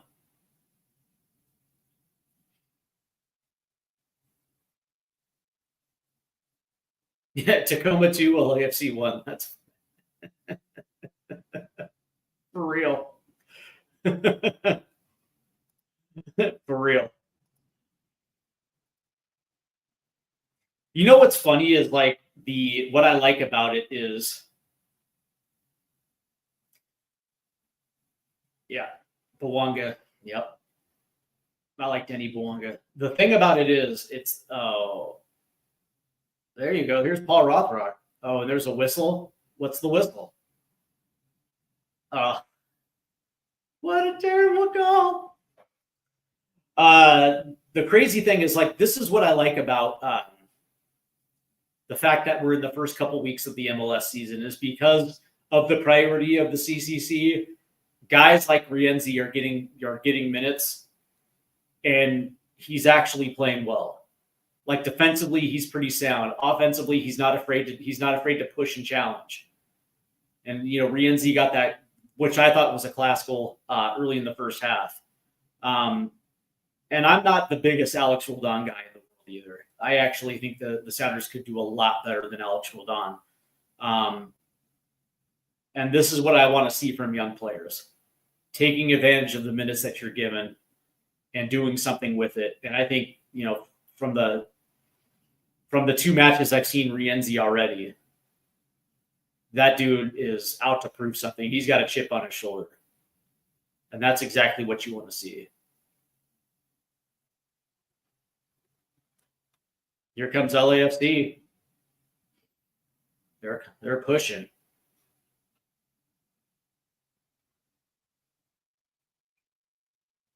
As this ball gets played out wide right.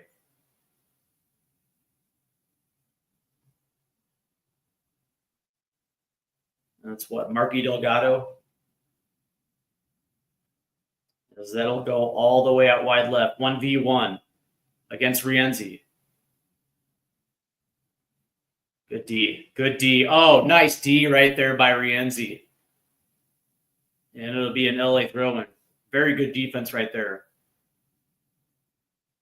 That's what I'm talking about. Get in there. Mix it up. 1v1.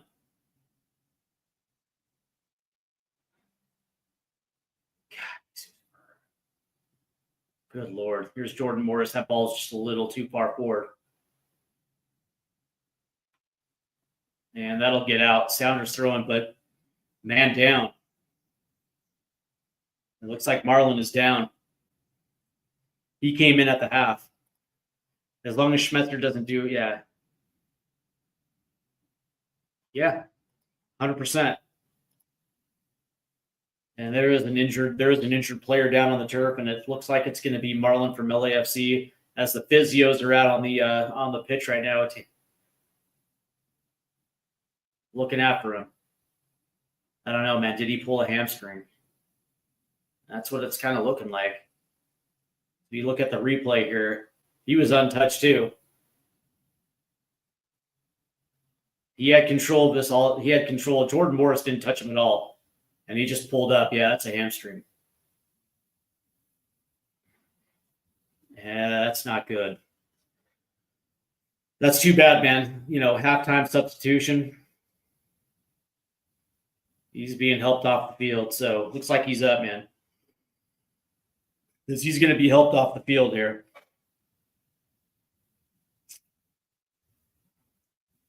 Yeah, but by the way, man, what is up with hamstring injuries this season? This isn't confined to Major League Soccer. It just seems like there's a lot of hamstring injuries this year. Where's the yoga instructor? Where's the team yoga instructor? That's what I'm wondering. But yeah, no, I agree with you. Here's the weird thing, man. I didn't think Schmetzer really did him dirty against RSL. I didn't think so. So LAFC will keep possession. Okay, this is what I like to see. I like to see the Sounders continuing with this high press. Yeah. Yeah, that's funny because I actually thought the same thing too. That's a nice little layoff by Rienzi. Good play. Back out to Rienzi, pushing in. Good ball in. Ooh.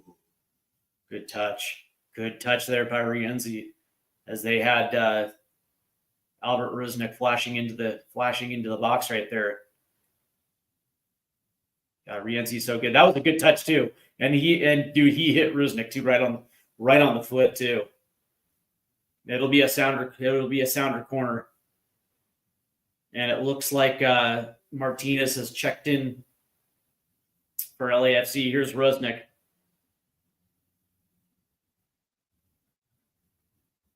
Here's Rothrock. Good hustle to keep possession. Put it in. That's kind of a bad ball. Yeah, Jordan. I don't know what Jordan was doing right there. Here's João Paulo. Nice little ball right down the right-hand side to Jesus Ferreira, who puts one up. Right down to Rothrock. Jordan Morris. That's going to get out. Who's it on?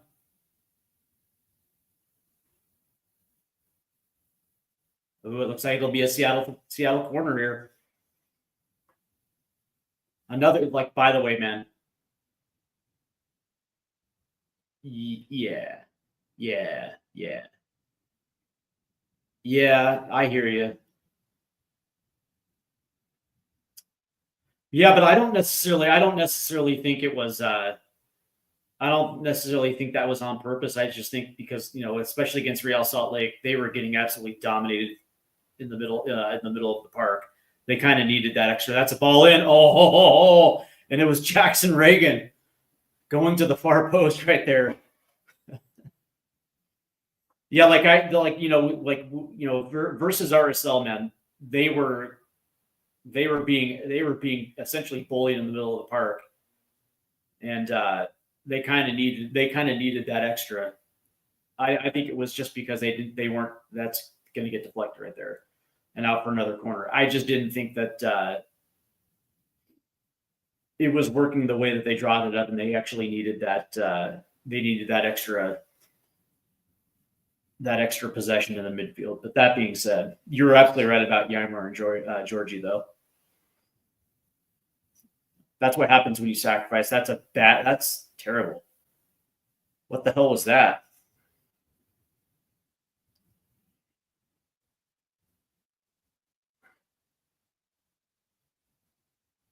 Here's Jackson Reagan. By the way, RSL's midfield is impressive. This is a big Diego Luna channel. Yeah.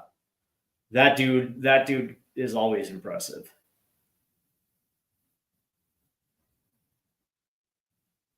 Here's Rienzi pushing it up to Jesus Ferreira. That's a nice little drop off right there. Nice right there. I think that was more of a cross than anything, but Albert Rusnik was playing it in. There's the Danny Lee on the screen for those that are watching on Apple. They have the Danny Leva heat map. Yeah, that's about right.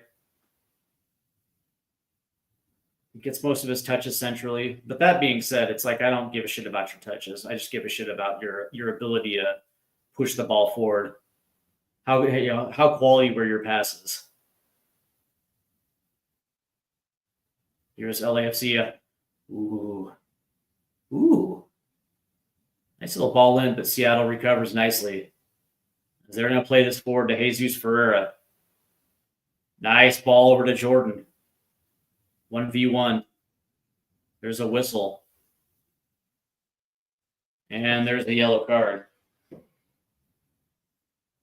on Tafari.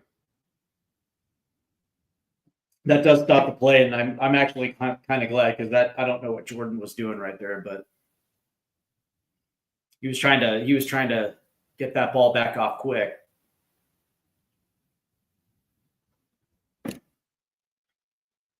Here, the 68th minute, Seattle's leading 2-1. As Tafari just got a yellow card there for LAFC. Play is stopped, and here's João Paulo sitting over the ball as they're gonna try to swing one in.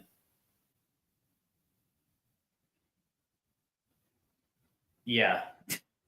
Yeah, that's funny that you say that. I'm not surprised that Ferreira took the wrong option. That seems like a constant theme in this game. Yeah, I mean, that's the thing. It's like, if Jordan made his run more centrally, he could have played one over. But you're 100% right. As that ball gets out, as they try to pull a switch to the left side, but Sounders will keep possession here. It's a nice little pass there by Danny Leva. And they're going to try to play it again down the right-hand side to Jesus Ferreira. Oh, nice. Here's Rienzi. Oh, come on, Jordan. Yeah, that's that sometimes is the some of the more frustrating moments with the Sounders when they try to keep pressing down a side that just is not giving them the results. They keep going to that well. 2 substitutions now for the Sounders as Rienzi will come off for Alex Roldan and Jesus Ferrer will come off for Christian Roldan. Again, not surprising. I kind of figured we'd see Christian at some point today. As Christian's going to take the captain's band. Yeah, nice play. Musovski out equals attack flows. Yeah. Yeah. Here's Leyva. Nice little ball. Ooh, nice shot on goal by Rusnak as Jordan laid it off. And all of a sudden, yeah, the Sounders are becoming more confident in their attack. Yeah, Rienzi out. Burrow's balling out. Yeah, 100%. He had a really good game today. And again, I'll just say it, man. I'll say it for anyone who's listening. I would have no problem if Rienzi got a bulk of the playing time over Alex Roldan. Not a big Alex Roldan guy.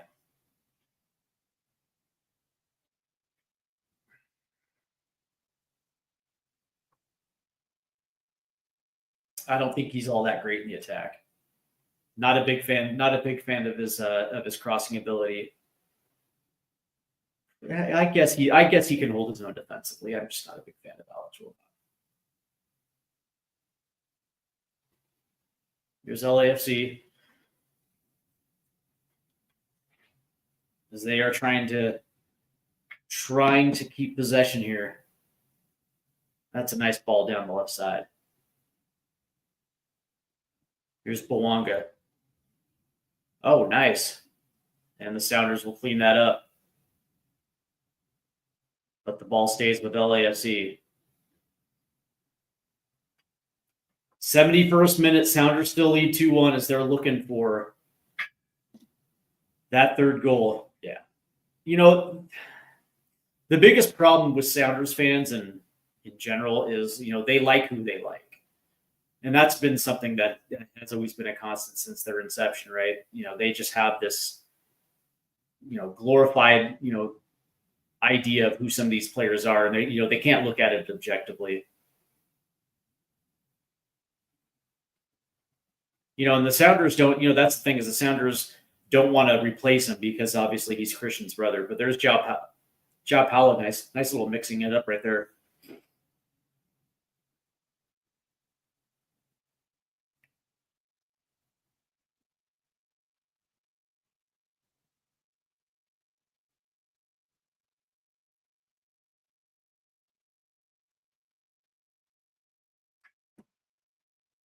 And I guess that's par for the course with most Major League Soccer. And that ball is going to get a little too wide and goes out. It looks like it'll be a Seattle throw-in. But yeah, that's kind of the constant with most, Major League Soccer fan bases. They like who they like. Here's the throw-in. And that'll get out of play again.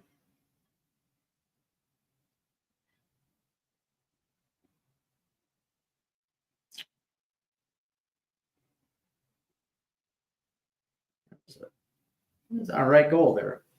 So replaying the Rothrock goal right there. Here's Alex Roldan. Yeah. To his brother Christian. Here's Albert Rusnak, who's going to go down the left-hand side. Here's Rothrock, 1v1. Oh, nice move by Paul Rothrock. Tries to play. Okay.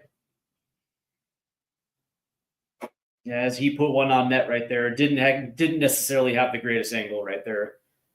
Good move, 1v1, but the objective there is to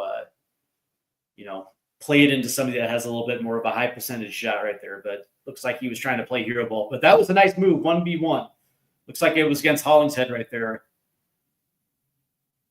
And then Tafari was, good positionally, but he still had Rusnak right there ready to, he could have laid it off to Rusnak right there, but 1 of 2 is accomplished. Here's Bell. Back to João Paulo. And and there's a whistle. And it was Ordaz. Charles Leclerc playing on the left wing using number 14. Yep. You know, who was the CDM who was like the Swiss Army knife back in the day? Like his name was I'm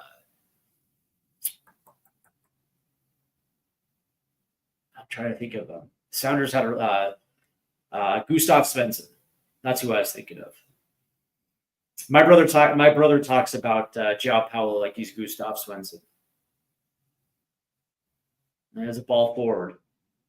Nobody was there.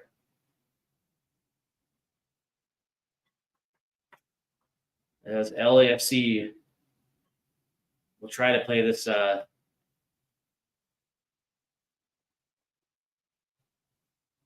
try to play this board.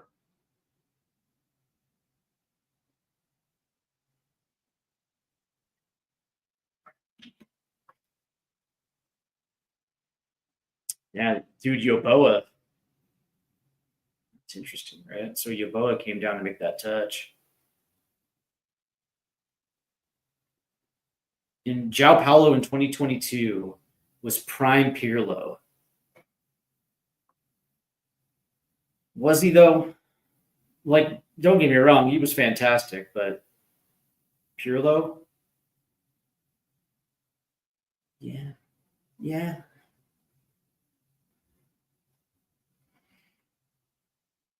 Oh, that was a good move right there. Oh, Jordan!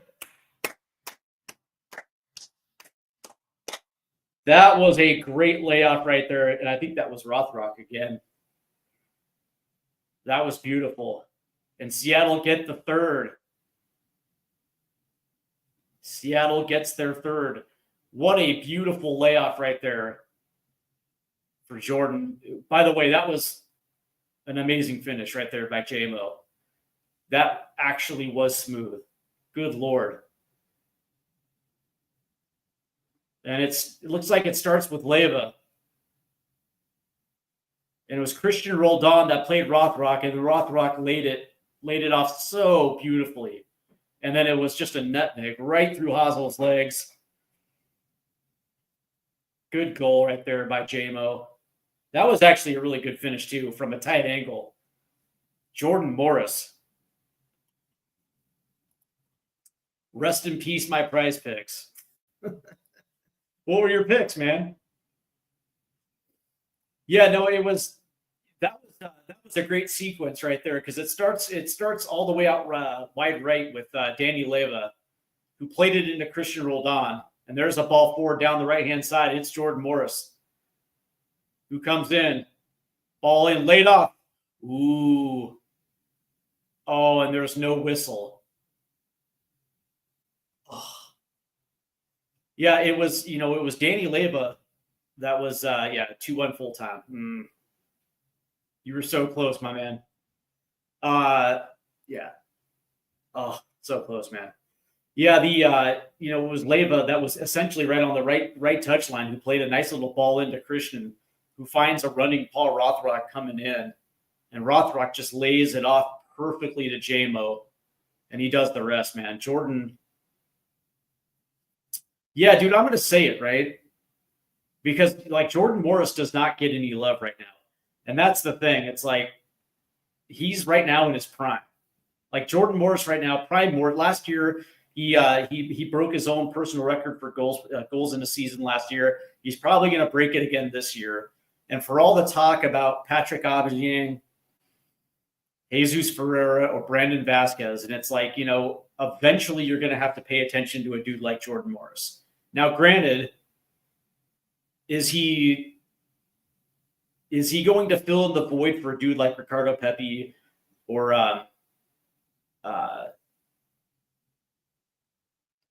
home dude that plays for Monaco?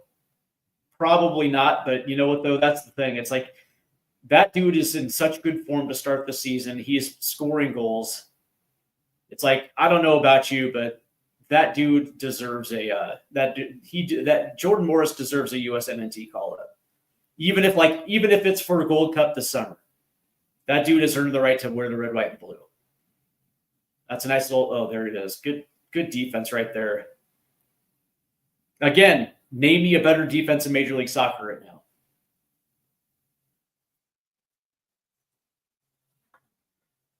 Here's Yeboah. Go ahead, I'll wait.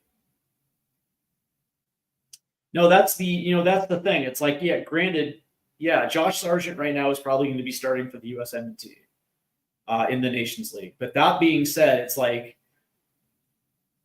who else are you going to bring in? Brandon, like, it's like, yeah, and by the way, that goal means that Jordan Morris is now the all-time leading goal scorer for the Seattle Sounders, by the way. I think he was sitting on 86 with Raul Ruidiaz, and now Jordan Morris now stands alone at the top. But that being said, it's like right now, who else is in form in Major League Soccer? And with Pepe and Ballo out, like who's going to be that number two? Are you going to bring in, Brandon Vasquez? Or it's like, yeah. But and by the way, I don't think Jordan was on the preliminary roster, but yeah, for Gold Cup, yeah, he should be in consideration.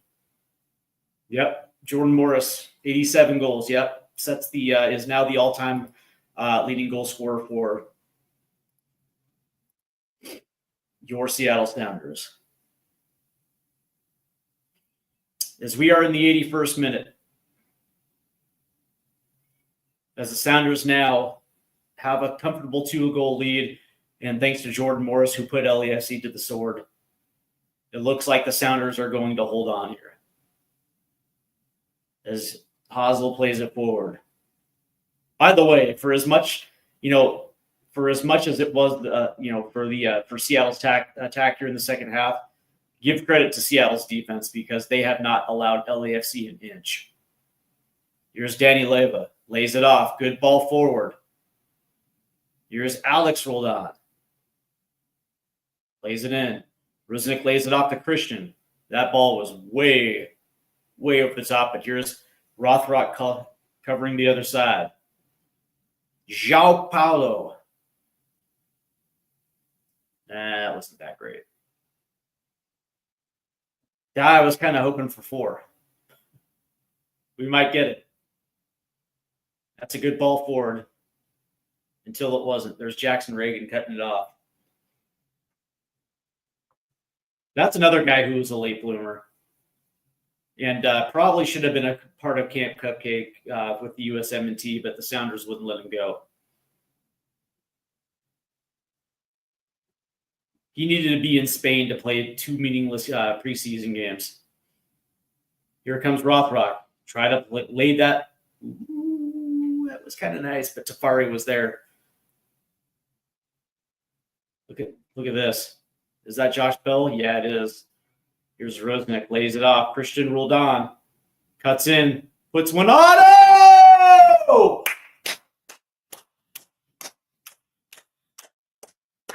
Christian Roldan makes it 4-1. And the Sounders have literally put the sword to LAFC. There you go. There it is.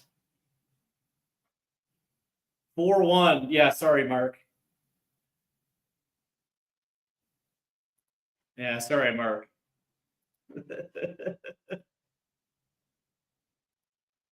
Yeah, that was a good drop off by Rusnik. It actually was Josh Bell who kept the ball, who kept possession coming forward, played it into Rusnik, who just dropped it off to Roldan, who cuts in onto the left foot and just puts it into the corner. That really was 100%. That was a classy finish. 100%, and it's 4-1 Seattle. Good Lord.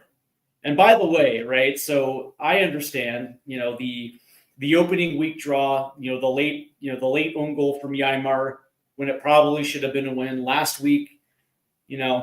not showing up at Rio Tinto. But, today against LAFC, a team that had got 6 points from their first few matches, Seattle literally, especially in the second half, they literally just gave absolutely LAFC nothing to work with. That was a great defense right there. As LAFC is trying to figure a way in, and that ball's way, way, way, way too forward, and that gets out for a goal kick. But you're like, that's the thing. It's like, I'm, as much as I am impressed by this attack this afternoon, and all credit to it, but to me, what was impressive was the fact that their defense was, unyielding. Have not allowed LAFC to get back into this match, and of course, yeah.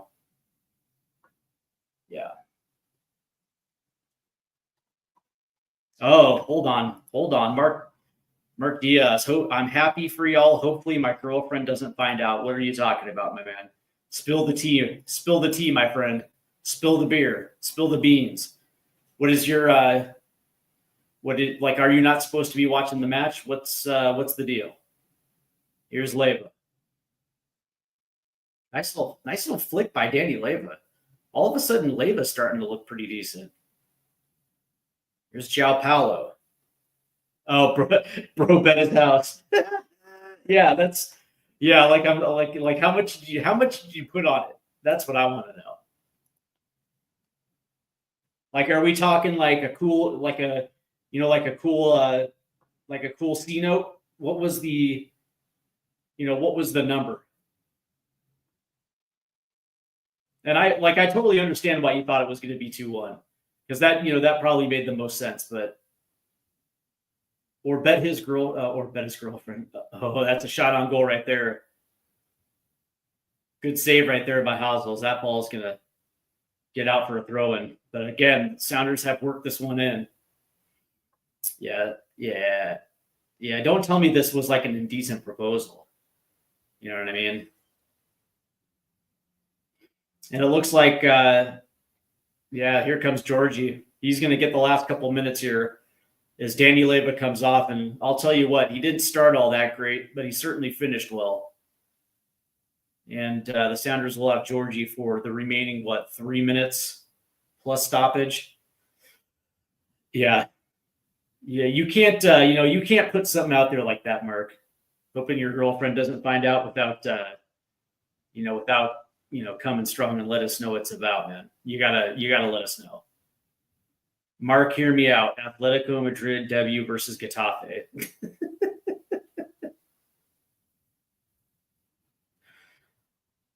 You know what? Hey, by the way, so Roca, you probably don't know, but this is also a very big Tottenham channel.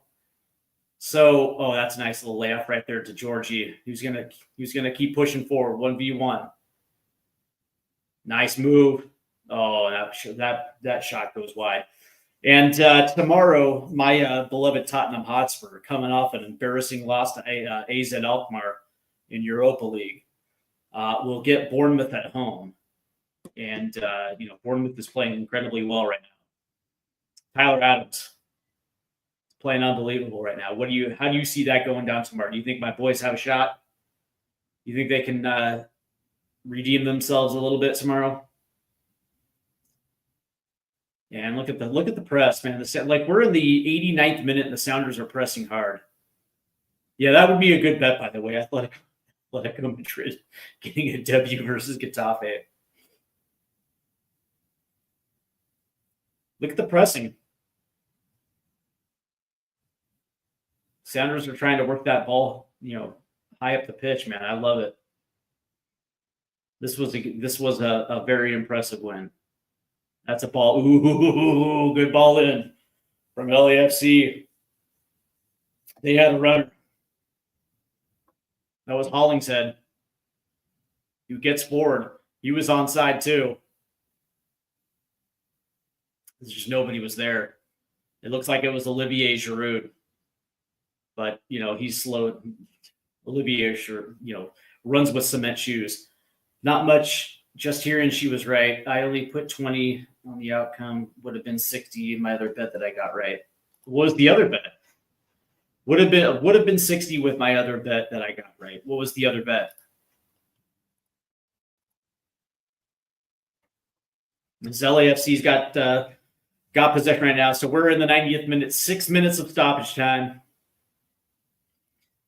Can LAFC, that's the thing. It's like there's a shot that's going to deflect and it's going to get over. Man City losing by a goal or more.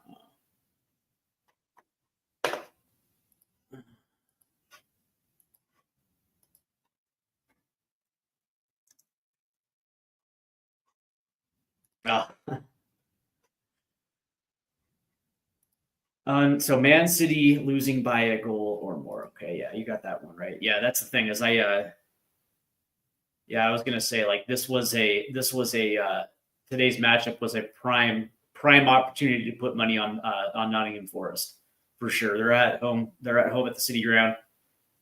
Oh, look at that! Oh, still with possession, shot, goal. How about Martinez? God damn it, that was pretty. Yeah. God damn it. See, this is like that's the problem, right? Like to me, that's the like for as good as Seattle was, right? But they always have that tendency just to leak a late goal.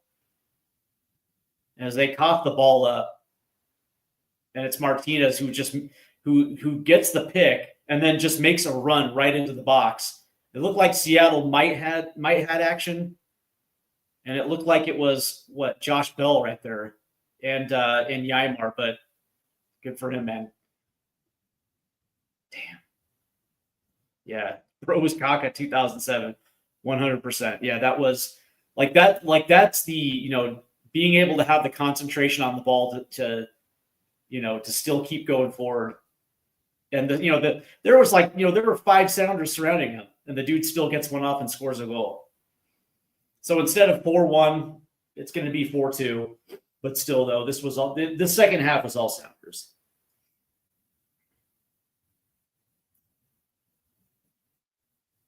That was actually quite impressive by Martinez.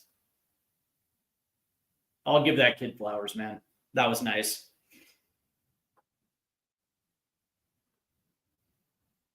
To force, to press there.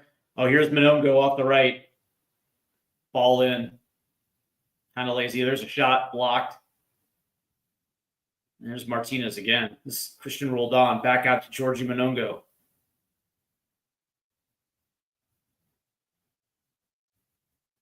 I hate to say it. The guy, to the Paul Rothrock got on the end of it.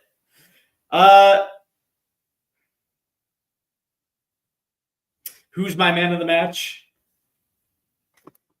That's a great question. You wouldn't have look at Georgie. Good move.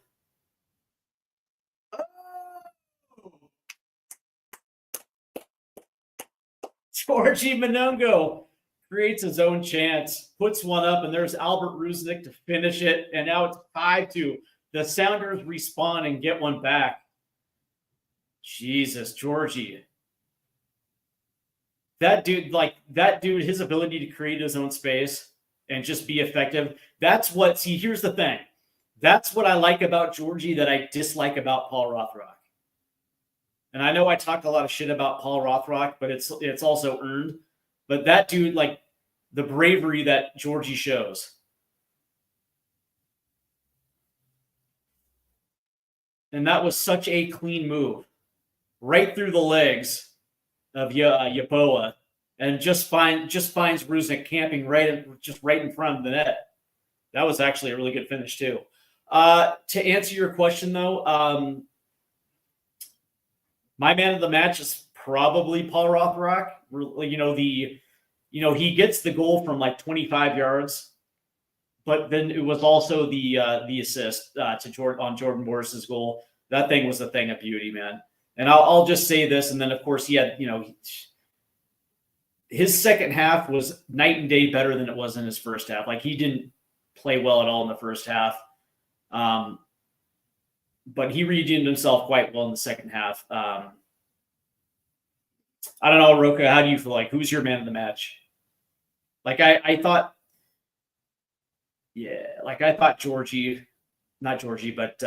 Paul probably deserves man of the match today. Yeah. There. All right, so that ball gets out to the right to Georgie. Look at that. Stays on the ball. Dude, he's 1v2. Look at this. Look at this. Oh. Dude, that dude is just brilliant. So Roka says, never bet on Major League Soccer. Yeah, I don't. Yeah. That's a true statement. And then Mark Diaz says, I felt lucky. Yeah, like you really can't, right? That's a very good, that's a very yeah. See, that's the thing. It's like I would have said Rienzi as well too, but that's the thing, right? Like, Rienzi had the great goal, and like, I don't want to take anything away from Rienzi. Like, that dude's work rate. And by the way, it's like, Alex Roldan comes on, and the difference is, the difference is night and day. But I'll say this, right? And again, Rothrock didn't have a great first half, right? But then all of a sudden in the second half, he's being far more braver 1v1. That move against Hollingshead, to get that shot off to begin with, but also, the vision. That's the crazy thing. It's like the vision that he had to lay that one off, and then of course, Jordan's finish. But goddamn, there's the final whistle right there. As the Sounders handle it today. 5-2 is your final at Lumen Field, the house originally called CenturyLink, the house that was originally called Seahawk Stadium. But that being said, yeah, the way that he atoned for that first half, you almost have to get it to him. But that being said, man, Rienzi,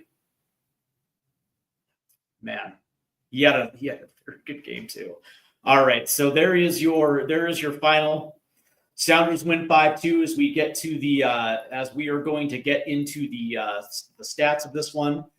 As now that we are at full time, we kind of want to check everything. And good Lord, is it a difference maker from one half to the other? And let's get into it. The Sounders controlled the possession today, 58-42. And when it was all said and done, Sounders XG blows them right out of the water, 1.9 to 1.29. Sounders rebound and take the shots, 14-8. Shots on target, 10-3. Big chances, 2-1. Accurate passes, 651 to 443. As we get into the nuts and bolts of everything, yeah, like what a difference one half makes, and all of a sudden you look at everything and you're like, God damn it, they were dominant. Seattle wins the total shots on target, 10-3. Shots inside the box, Sounders win that one, 9-7. And this is the crazy thing, right? At the end of the first half, the Sounders only had one touch in the box. They finished with 28. Sounders lead the accurate crosses 3-1. Accurate long balls by 9. Passes in the opposition half, 394 to 168. And it just goes to show you just how good Seattle's defense was as we look at the player ratings. For LAFC, the ones that made the most were Silvana, Ordaz. Obviously, he scored their goal, and Yoboa. But that being said, Yoboa seemed to be lost on the island out there. But for the most part, not exactly the greatest performance there by LAFC. As for the Seattle Sounders, Rienzi 8.4, Leva with an 8.2. He redeemed himself. Yaimar again was pretty good. João Paulo Rothrock with an 8.4, and for whatever reason they give Jesus for an 8.1. Okay, Jordan Morris came in the 46th minute, right at the half. 7.8. Albert Rusnik actually was given a 9 rating. Christian Roldan was pretty good as well too, but pretty solid performance there by your Seattle Sounders, and it really was a big win. When you look at one of the things that Seattle just needed was to get off the mark, and they certainly did today. With that win, Seattle gets their first of the season. They are now 1-1-1, and with that five goal performance now, they have now a +1 goal differential. But most importantly, they got the 3 points, and now they are right where they probably should be in the early table. And again, congratulations to Jordan Morris, who now is the all-time Sounders leading goal scorer. So we still have a full slate of Major League Soccer games left tonight. I'm curious to know who out there that you guys like in this one. Not a lot of big matches. I think the best one for me is probably New York Red Bulls at Atlanta. Atlanta United. The funny thing about it is, though, is like there was a lot of controversy with Atlanta United when they brought in Latte La from the championship, and especially when you consider the new transfer policies. I think they spent like $22 million on Latte La, and there was the controversy was like why spend that kind of money on a guy that was coming straight from the championship? You kind of want to have a proven commodity, but first game out, he gets a brace. Credit Charlotte in week 2. They kind of shut him down. But that being said, it looks like he's going to be able to hit the ground running in Major League Soccer. They get back Miguel Almiron. And when you just look at that, you look at the makeup of Atlanta United, that team looks like they're going to be taking heads this year in the Eastern Conference. That's the thing, man. The Eastern Conference is going to be a sneaky good conference. I think, that for me, it's like you look at the top 8 teams in the Eastern Conference, and it's like that to me that it's not going to be easy getting through the East. Whereas the West, you kind of know who's going to be good.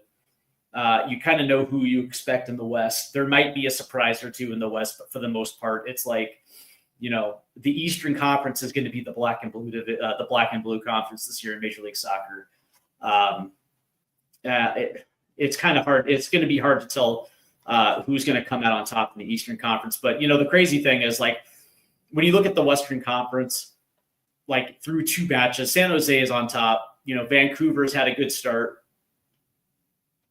The interesting thing about San Jose is they got a +5 goal difference. They have 6 goals through 2 matches. Same thing with Vancouver. San Diego got off to a good start. 1 win, 1 draw. Dallas is going to be interesting as well too, man. Getting Lucho Acosta automatically is just going to make that team better. The teams that I think are going to, like, put it this way, like, I don't think the LA Galaxy, and by the way, they got up to the worst possible start ever, 0-2. Losing a dude as big as Ricky Puig, and of course, I think they're also without Paintsel as well too right now. But when your team is built around one guy and you lose that one guy, and you don't have a suitable answer for his replacement, and Marco Reus is not that guy. It's really going to hard. You're going to have to find different ways to create goals, and that's the biggest problem with the LA Galaxy. And I would not be surprised by the time Ricky Puig comes in, they're going to be buried this year unless they go out in the summer transfer window and try to bring somebody in. But to me, like in the Western Conference, the bubble teams for me at least, are going to be Real Salt Lake and Austin. I think Minnesota is probably going to be there when it comes to the playoffs, and I think Dallas might be as well too. But the rest of it, it's like Sporting Kansas City. I don't think we know who the Houston Dynamo are yet. I'm not a big fan of St. Louis or Colorado. But that's the thing. It's like the teams that I think are good and they're just like legit missing one piece is probably Real Salt Lake. Like if they can figure out the striker position, that's going to be a deadly team. My biggest problem with Austin is I'm just not a big believer in their defense. But outside of that, it's like you kind of understand how the West is going to play this year in the Eastern Conference. I have no idea how that's going to play because that whole conference goes like 8-9 deep. It's going to be like, I think the East is going to be the more exciting conference this year. But anyway, I digress. I like, I'm very happy that we got to see Seattle dominate, and it gives you an idea just exactly of just what kind of weapons this team possesses. When everything is running smoothly, they can hit you from different angles, and that's that was something that we just didn't have last year. If Rusnik and Morris were taken out, like who was going to be that guy that was going to step up and put the ball in the back of the net? This year, it's vastly different. I think we're already starting to see the evolution of Georgie Monongo, which is going to be huge. It's going to be unbelievably huge. Jordan is Jordan. He's going to do exactly what he's going to do. But it's nice seeing production coming from outside of those two. I'll give my flowers to Paul Rothrock. Having a goal and an assist today and being able to redeem himself from one half to the next was a pleasant surprise. I don't think that he is a starter at the Major League Soccer level, but it's a long season. We'll find out if that evolution will continue or if he's going to disappear for long stretches of matches. We didn't see Paul Arriola today, which it is what it is. Who else? And we didn't see Obed Vargas today. Fair enough. But again, Rienzi played well, man. And I don't, and that was, I'll say this, right? And I said it right at the top of this live stream, like the biggest key for me is getting out quick, getting that first goal and just getting some momentum. And that's exactly what they did. And they got it from Rienzi, who just plays fearless, right? That's the one thing that he provides that I don't think Alex Roldan provides, which is, getting forward and not being pushed off by that defender. And that the thing about that goal was that, he stopped on a dime, turned, set that shot up and just, buries it in the back of the net. That was impressive. The vision and the ability to do that was, again, 100% impressive. But also, pushing up the field on the counterattack or even in the setup. His passes were clean. I thought they were fluid. As Roca had mentioned in the chat room, it didn't seem like Schmetzer was trying to invert him into the midfield. It looked like the midfield was pretty good. Now that's the question though is like, so last week it was Obed Vargas and Christian Roldan in the double pivot. This week it was João Paulo, and I thought João Paulo played pretty well today. Every single time he has I wouldn't say a disappointing match, but that being said, like when he plays below where he's capable of, I always want to be like, well, because he's like 35. Like, what do you expect, right? But that being said, it's like because he's not playing every match, and when you do see him, I think that is the plan moving forward, where he's not going to get regular minutes. He's not going to get regular starting minutes. I think they want to give Obed Vargas the lion's share of those minutes, but he can still be productive. That's like, those are the type of, like when you need somebody to quarterback your attack, man. Yeah. João Paulo was one of the biggest reasons why we won today. So great win tonight. I want to thank everybody for tuning in. I want to thank Roca and Mark Diaz for jumping in the chat today. You guys are awesome. Make sure you hit the like and subscribe buttons. And I'm still deciding whether we're going to do another live stream tomorrow. But that being said, go ahead and check the YouTube archives, because we did do a couple of U.S. men's national team shows. We were talking about whether or not the U.S. men's national team was going to be a dark horse in 2026, and we also had a roster prediction, so it's worth checking out. That's going to do it for me, and hopefully you guys enjoy the rest of your weekend, and we'll see you next week. Have a great day.